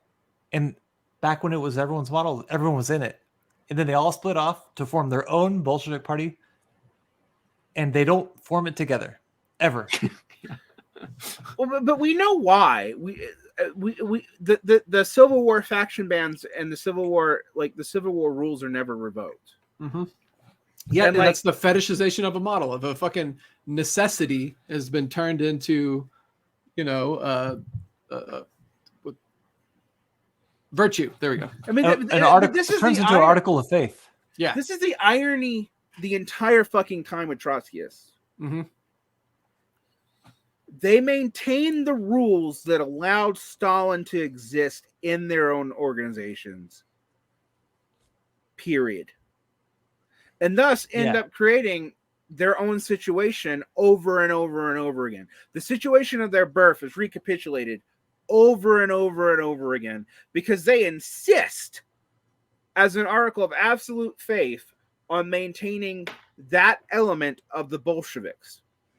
Right? One must imagine Sisyphus happy. Right. This leads to the Fourth International. This is the Fifth International. This leads to, the Orthodox Trotskyist parties, etc. But I guess I'm gonna ask you something. The American Trotskyist parties, technically, I was actually thinking about this. When we think about the Entryist Trotskyist tendencies, most of them are British. Mm-hmm. Mm-hmm. The American ones aren't Entryist by and large, although they do some of the same things. But Like the ISO is not technically Entryist, No, but it was not as like a matter of principle. Like right. the Entryism of the ISO is sort of just tailism, right? Right. Like It they was tailed tailist. they tailed the Green Party around trying to pick off the most radical members, that sort of thing. And they would later tell the Democratic Party and yeah. Well, not on purpose, but in practice. right. Yeah. Well, maybe on purpose. I don't know. I don't know what they were thinking up there. The IMT is harder. Solidarity and SALT, are, I guess there are different kinds of Orthodox Trotskyists, but they also end up Entryist, but they come from, again, Britain. Yeah. The American Trotskyist parties are not Entryist, but their key figures increasingly, by the time you get to the 70s, you have Hal Draper renouncing the party in sect form until like socialists regroup as a whole. Right.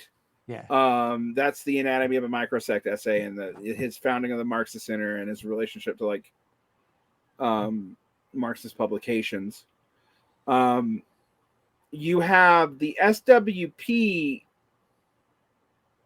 maintaining Pathfinder Press and defending third worldist revolutions that were Marxist-Leninist led, which again makes it kind of funny how, but as we talked about, while they're defensists, their stances in World War II didn't make any sense. So they're around. The Pathfinder tendency is still a tendency, but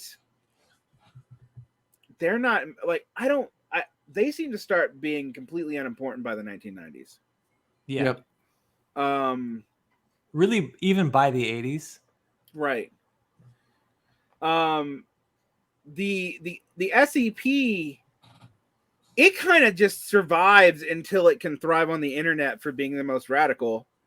The Sparts take their weird campus orientation, which, I mean, this is another thing that all the Trots do when you left, and the Maoists and the MLs, honestly, is they all focus on students.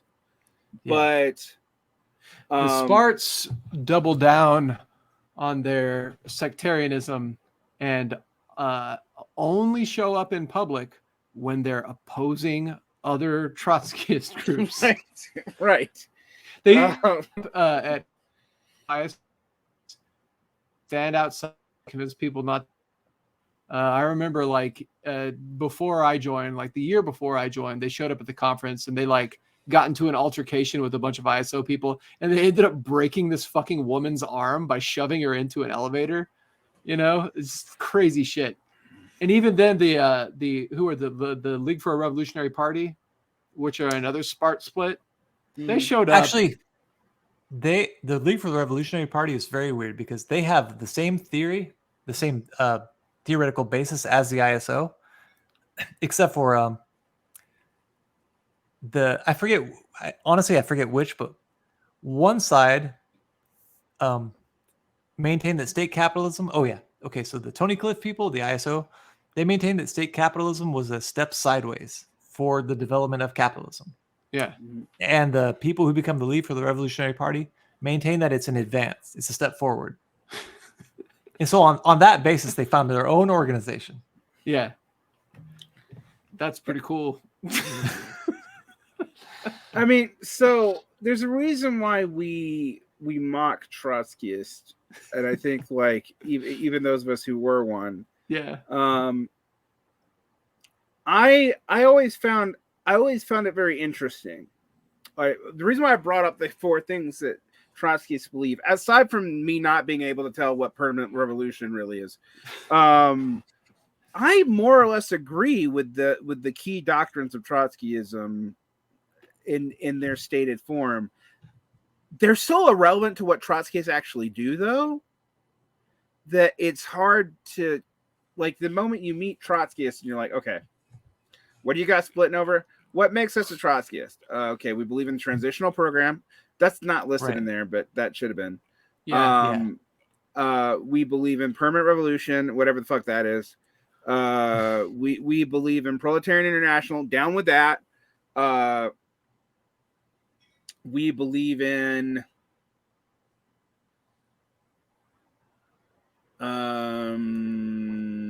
other stuff. And you're just like, okay, what is this actually like? What's this actually all about? All right. There's stuff about keeping leaders accountable and stuff, but that's actually not endemic to Trotskyism. That's endemic to certain Trotskyist groups. Yeah. And so, like, I kind of get why it dies. But I don't get why it didn't die sooner. Right. I mean, it seems like it should have died in the 90s. Yeah. Honestly, as we said, if it wasn't for James Cannon, it seems like it should have died in America in the 40s. In the 40s. Right. I guess, like, I get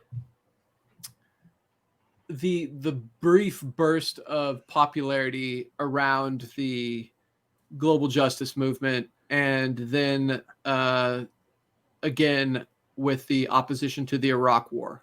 I also get it. I get the explosion of popularity in the 60s. Well, I get that, yeah, for sure. The reason why I want to bring that up, though, is because both Maoism and Trotskyism both explode during this time period. We've talked about how they don't have a lot of economic. Like, the one thing we've not mentioned, like, economics does not play into much of this at all. Right. Marxist, you don't talk about economics. Weird. It's also country for Maoist.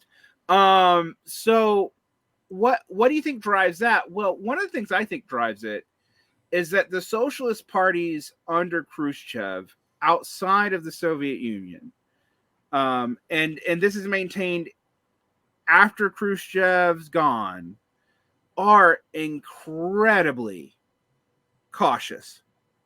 They're incredibly conciliatory. Like, look at the party of the Communist Party of France in the 60s. Look at the Communist Party of Chile during Allende. Look at and when was Euro communism? Euro communism. Look at the social patriotic period in Browderism and American communism. Which for some reason is something people are emulating now. Yeah, that's weird. That's like, weird. How the fuck do you find that period of American communism inspirational? What's really interesting is that, like, that's when it starts to die. It's called Browderism. So then the people who oppose it, they stand on the other half of Browder's legacy, which is the Popular Front. And they're like, yeah, we're for that, but we're not for Browderism. It's like, you're both for Browderism. Right. Just different kinds. Well, my favorite stuff is the people who, like, love the various 19-year-old MLs who are not part of any organization, who love both third periodism but also love, like, Dungism, and I'm like, no. See, I don't know. You're sounding like a social fascist over there. That's the problem with the internet. The internet. Yep. Yeah. Right. Because at least before you had to, like, meet in person, and you could make a group, but that's because there were people in it. Yeah. It's it's just adoption of your favorite posting style.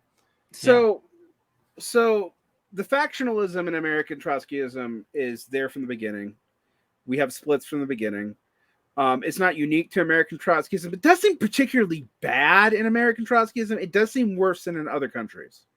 Like, the French Trotskyists do not split like this. No. It's because there's nothing to enter. Yeah. So there's nothing to be tied to, which means you can theoretically snipe at each other about what you will enter eventually. It's because of how low the stakes are, right? That's the ultimate the reason, is how low the stakes are. And, like you said, there's nothing to enter. In French Trotskyism, there are, by being part of this or that movement, you can actually affect things that happen in Parliament. There's nothing like that in the United States. Right. We get to fine tune our, the minutiae of our theoretical stances, and then hate each other for it. And that's also true in Britain. Yeah. So British Trotskyism comes to American Trotskyism. Interesting, it's British and not French. That's probably just language. And probably yeah. And kind of saves the day. Like, I know that the IMT was founded by a member of that group when he moved to the U.S. Right. And he was like, well, there's no group here, so I'm not going to join an American group. I'm just going to found an American section of my old group from the UK. And then there's a split in the United States over whether or not the CWI and the IMT split in the United States over whether or not the IMT should be involved in entryism into the Labor Party. So you have a split in the United States where there's no Labor Party. Yeah, over it's whether based or on not some fucking English people should be doing something. But the other thing that we mentioned, so this is where you have a shift, though, in Trotskyism in America back into entryism. Like, but into what? Like, okay, so first you have the Kamehoists who arguably are leaving Trotskyism as a tradition by this point. Are part of the coalition that starts the Green Party. Right. That doesn't really go anywhere.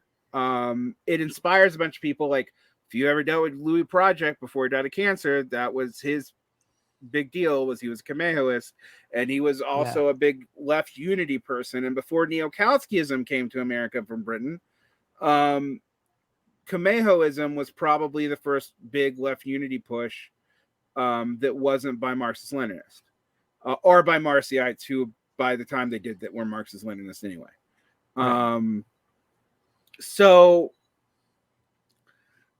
there's just interesting time periods. So in the 90s, you see this revival of Trotskyism led by people who came in the New Left. And we've skipped the New Left, actually, which is when Trotskyism moves from unions and Soviet dissidents and people in the American Communist movement onto campuses. But that's not unique to Trotskyism. That is all the socialist movements. All of them do that. All the Maoists, the MLs do it. Yeah. Like once the end of the CPUSA's like ties to the civil rights movement end, that's immediately where they go to. They're not successful with that. They're probably the least successful group during the time period of entering the colleges. And partly because a lot of the groups that entered colleges were Marxist-Leninist splits from them. So, so the RCP, the Black Panthers, I believe, or maybe they were always independent MLs. It's a harder thing. I think the Black Panthers were always independent MLs. Right. Yeah. And they weren't all MLs either, but they were mostly MLs. It's complicated too, though, because Solidarity and the International Socialists and the ISO all start off as like Teamsters and stuff. Right. And they don't really make their full reorientation of the campuses until the late 70s, in the early 80s. But their campus orientation starts in the New Left. Right. It becomes dominant in the 80s because it's the only one left. Right. And so the entryism in the 60s and 70s was also a problem, but what that tended to mean in the 60s and 70s is that you left the Trotskyist movements. Yeah. Like you like, okay, like I was a Trotskyist until like, and now I'm going to be a mature person and go try to start a socialist party or enter the Socialist Party like we were supposed to do in the first place, or enter the Democrats or whatever. Like that becomes the entryist move, and you have to leave the Trotskyist parties to do that, or the Trotskyist tendencies, depending. After the British come in the 90s is when that happens. During the many anti-war movements, they are all way more giving to entryism, and that makes sense because they had a relationship historically to the British Labour Party until the New Labour really starts to dominate under Blair. Right. Like, so and yes, the UK has its SWP, which is Tony Cliff's party, and they're separate, but most of the other Trotskyist groups have ties to the Labour Party. Yeah. Now, what's interesting about the SWP and the ISO is the International Socialist tendency is not entryist, but they, like you guys said, act so much like it anyway. Under their United Frontism, and I'm being specific about them, becomes no different than Popular Frontism, right? Effectively. Yeah, I remember saying that, like when I was in the ISO, you know. Now. And also there's the 96 Labour Party, which was briefly formed and it exists for a little while, and the ISO, and they're involved in that. But even when is Nader's election or 2000 campaign? 2000. Yeah, so even that was only lasted like a couple of years. I wasn't in the ISO then. I think I voted for that was my first election. I voted for the Socialist Party candidate, which is, I don't even remember his name at this point. I don't know. I like social, not McNally, I don't remember. Yeah. Something fucking Scottish, I think. Yeah. But anyway, but then in 2004 they backed Nader again, even after like Nader was like in support of the war in Afghanistan and didn't run on the Green Party ticket. I think he was running on the Independent Party ticket or something. No, he ran he was also endorsed by parts of the Reform Party too. Yeah, so it was really weird and didn't really the make Reform any sense. Party had gotten weird after the Trump Buchanan election, and right? They were like anti-immigrant and stuff, right? Yeah, and so there's a left wing of the Reform Party that went and backed Nader in coalition with the Greens and some other people. That's when I was sort of like getting fed up with everything. I was moving Marxist, but I was not like, I had met International Answer, which had both ISO and Marciite, like WWP people in it. And I think it was actually technically led by the WWP, later the PSL, because they split over International Answer stuff. Right. I remember we used to work with International Answer, but we only in the coalition for anti-war stuff. We didn't actually. Yeah. We weren't part of International Answer. And then, so ISO's huge in the 90s and aughts. The other thing that ties this together is the British Trotskyist publishing organizations are also quite big. And so there's a cottage industry, and they don't just publish. I mean, like, one of the interesting things about Trotskyist presses is they almost all publish things that they're technically opposed to. Yeah. Unless you're like in a very small sectarian press, like the Northite Press or the IBT's press or the Sparts press or whatever. But like the bigger ones are always kind of opportunistically publishing everybody. Like Naomi Klein and right. But Verso has like the New Left Review has a Trotskyist origin, which leads to Verso, which thinks it's corporatized. And effectively that's what happens with Haymarket Books too, is originally it's a party press. It gets more and more corporate. I think that's part of why the ISO actually got shut down, like dissolved, because its scandals way predate when it actually. Yeah. Oh yeah. But the Haymarket Books gets bigger and bigger. So you have this intellectual representation and this kind of quasi-entryist orientation. But again, in the United States, what are you going to enter? Like, particularly as the third party movements start to really get limited by reforms in state law, and being shut out of national debates. So it kind of does make sense to me, that you move from factionalism, which doesn't go anywhere, to entryism, back to factionalism, and then decline. And what's replacing Trotskyism, I mean, we're going to have to go into, I think the next episode will be United Front versus Popular Front, and really clarifying that up. But what's replacing Trotskyism, interestingly, is either a Marxist-Leninism that is so disconnected from anything that it supplements wild ideological shifts that have nothing to do with even the history of Marxism back into itself. Yeah.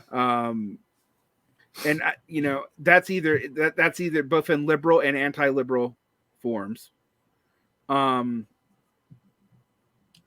Maoism, which moves from oppositional to China to conciliatory to China, which also then loses its particularly sectarian character. And democratic socialism, which is, as we've already kind of illustrated in our sectarian history, Trotskyism light anyway. Yeah. So what are our lessons on this first round? I feel like this was clarifying in some ways, but also kind of hard to do because there's so many splits, and I'm not trying to go into each individual one of them. So, well, because that wouldn't be worth doing anyways. We already kind of tried that. So yeah, and we talked about the main ones. It's hard to draw any lesson other than just that there needs to be a Workers' Party, and that's it. So I think the underlying there needs to not be like tendencies and factions based on personality, whether that personality exists now or it's 100-year-old personality doesn't matter. The thing is, if there's a Workers' Party, I don't know that it matters if there's tendencies and factions based on personality. There's tendencies and factions based on personality in any political movement. Oh yeah, I just mean that like they shouldn't form their own parties. You need the Workers' Party first. Don't split.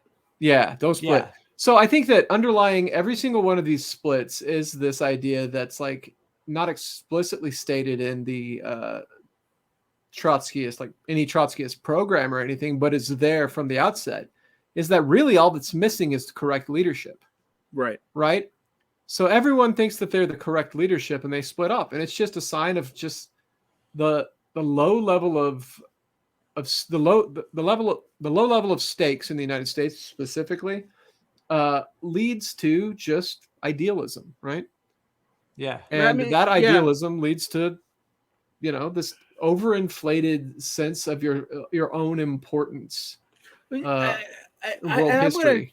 I'm going to go out and say that that element of this is particularly bad in the U.S., but it's not unique. It's not exclusive to the. Yes, it is.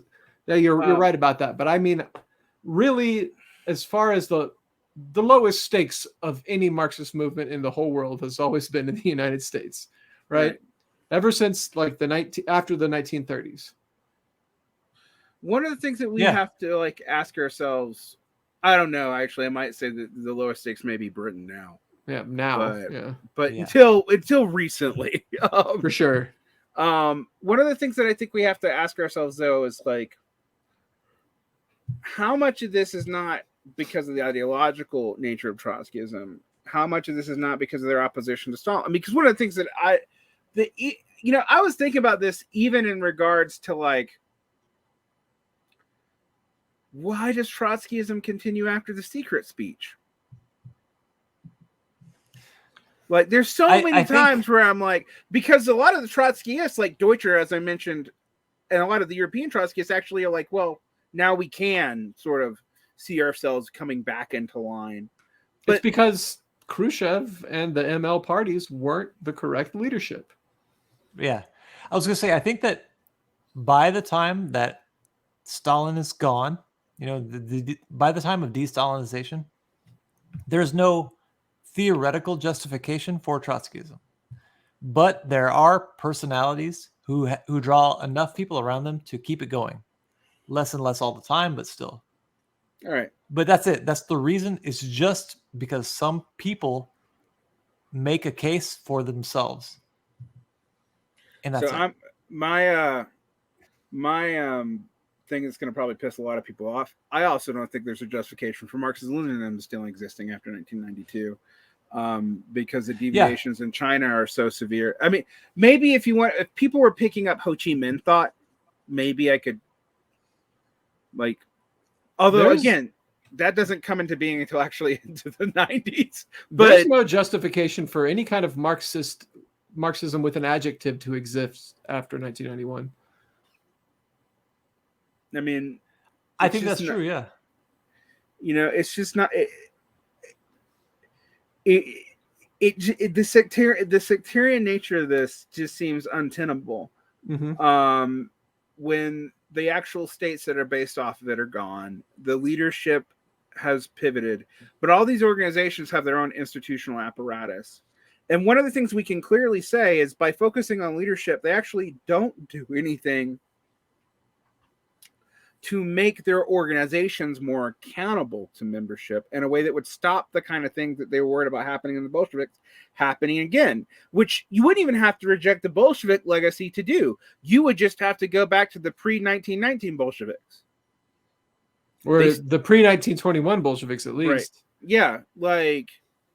Yeah. You can justify it if you you don't even have to go pre-revolution. You just have to go, okay, we're not going to fetishize the faction ban because that came up in the context of the Civil War.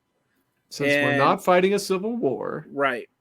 And we're not going to make conditions that we're just going to pretend are going to be true in every context. Now, this is a problem across the socialist board, is like, I talk about this as like, we need orientations, and eventually we need the orientations to generate a program, but we don't need like a bunch of hard lines that we fetishize, aside from some very basic ones.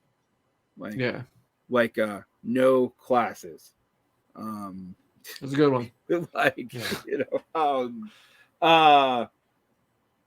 Social goods are good, but they're not socialism. But the theoretical minimum, and we should make a case for a theoretical maximum too, but the theoretical minimum actually should be fairly minimal. And for Trotskyists, interestingly, as I said, the theoretical minimum is actually all in the context of the Bolsheviks, but exported to places where they're not, right. And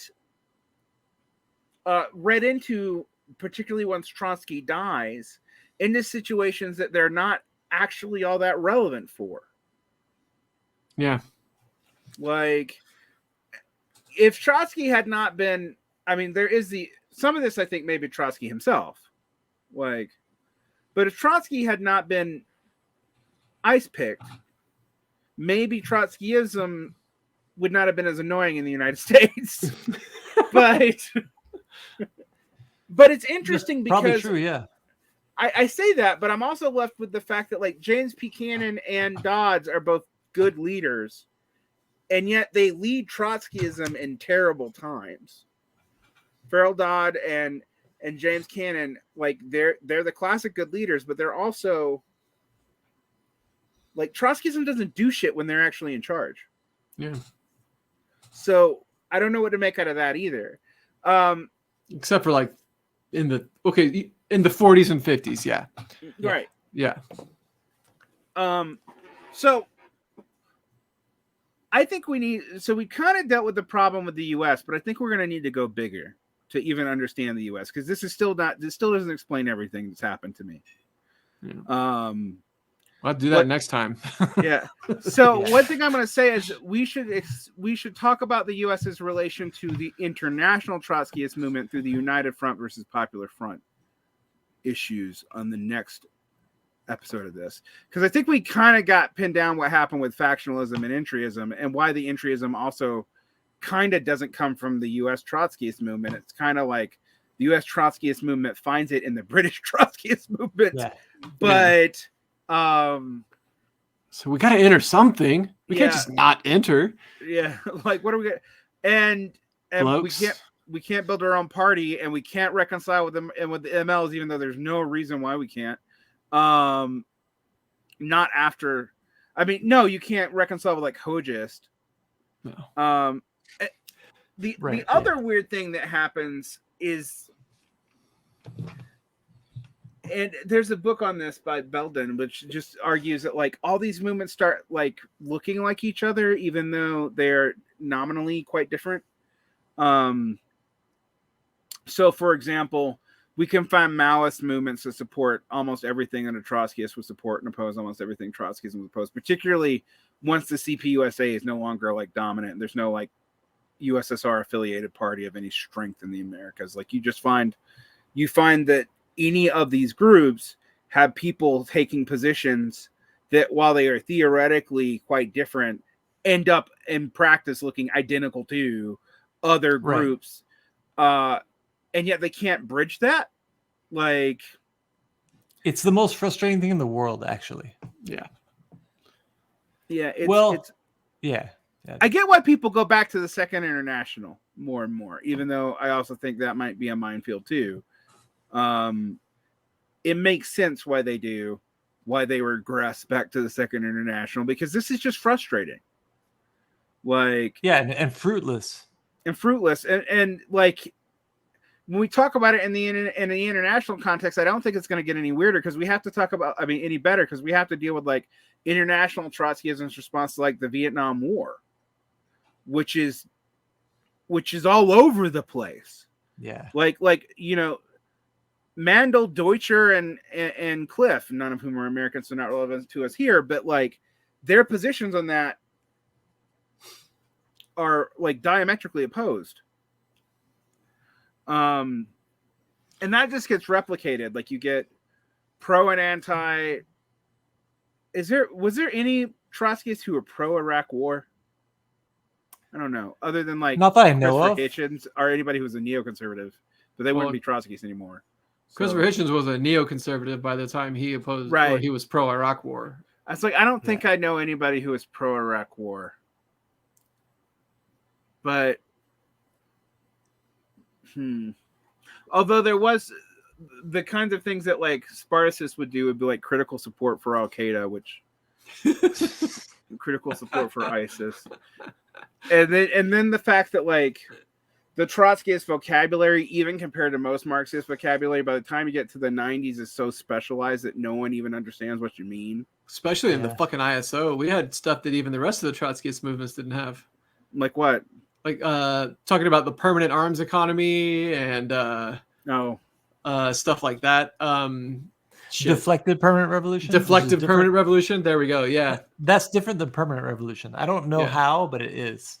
Yeah. Also, I don't know how the ISO's version of the transitional program is an impossibilism. It is. It is.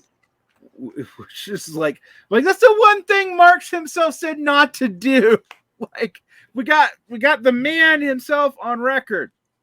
Don't support reforms that you don't think will work, and don't also not support reforms.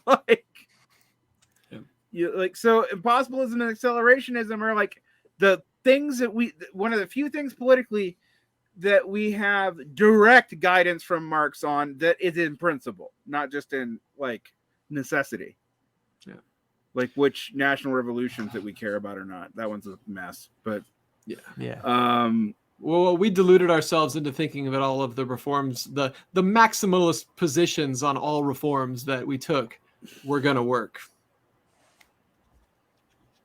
No, that's funny because a lot of ISOs would just tell me they didn't think it would ever work, but it would radicalize the population. I'm like, no, that would just make them not trust you. Oh, absolutely. There are a lot of people that said that, but the official line was what I just said. Oh, so the official line was so ridiculous that people actually read into it impossibilism so that they can maintain it. I did. Yeah, I did. That's what I read into it. Oh my God. I was like, oh yeah. So like, obviously like under capitalism, it would be completely impossible to have oh shit, I'm not going to say this. Never mind.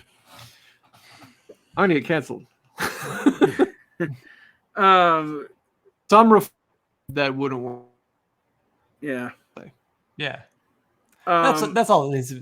Yeah, that's it. Yeah. I mean, at least you can say about weird ass like communizers and bizarro left Trotskyists, or even bizarro Maoisms, they're at least more interesting. Yeah. They're crazier in some ways, but they're more like, but I what I find is like some of the Trotskyist positions by the time you get to the 90s are effectively, they sound reasonable, but in practice they're absolutely not. Yeah. Like, so like I'm a United Frontist, but by the time the way the Trotskyists were interpreting that, it's like, what do you mean? Yeah. Like, how do you even do that? Like, by the 90s, everything changed except for the way that we continued to respond to the world. It's just that the world changed, but we didn't. Yeah. Ugh. All right. Well, on that note, Trotskyism ends up gross, and we will now stop recording.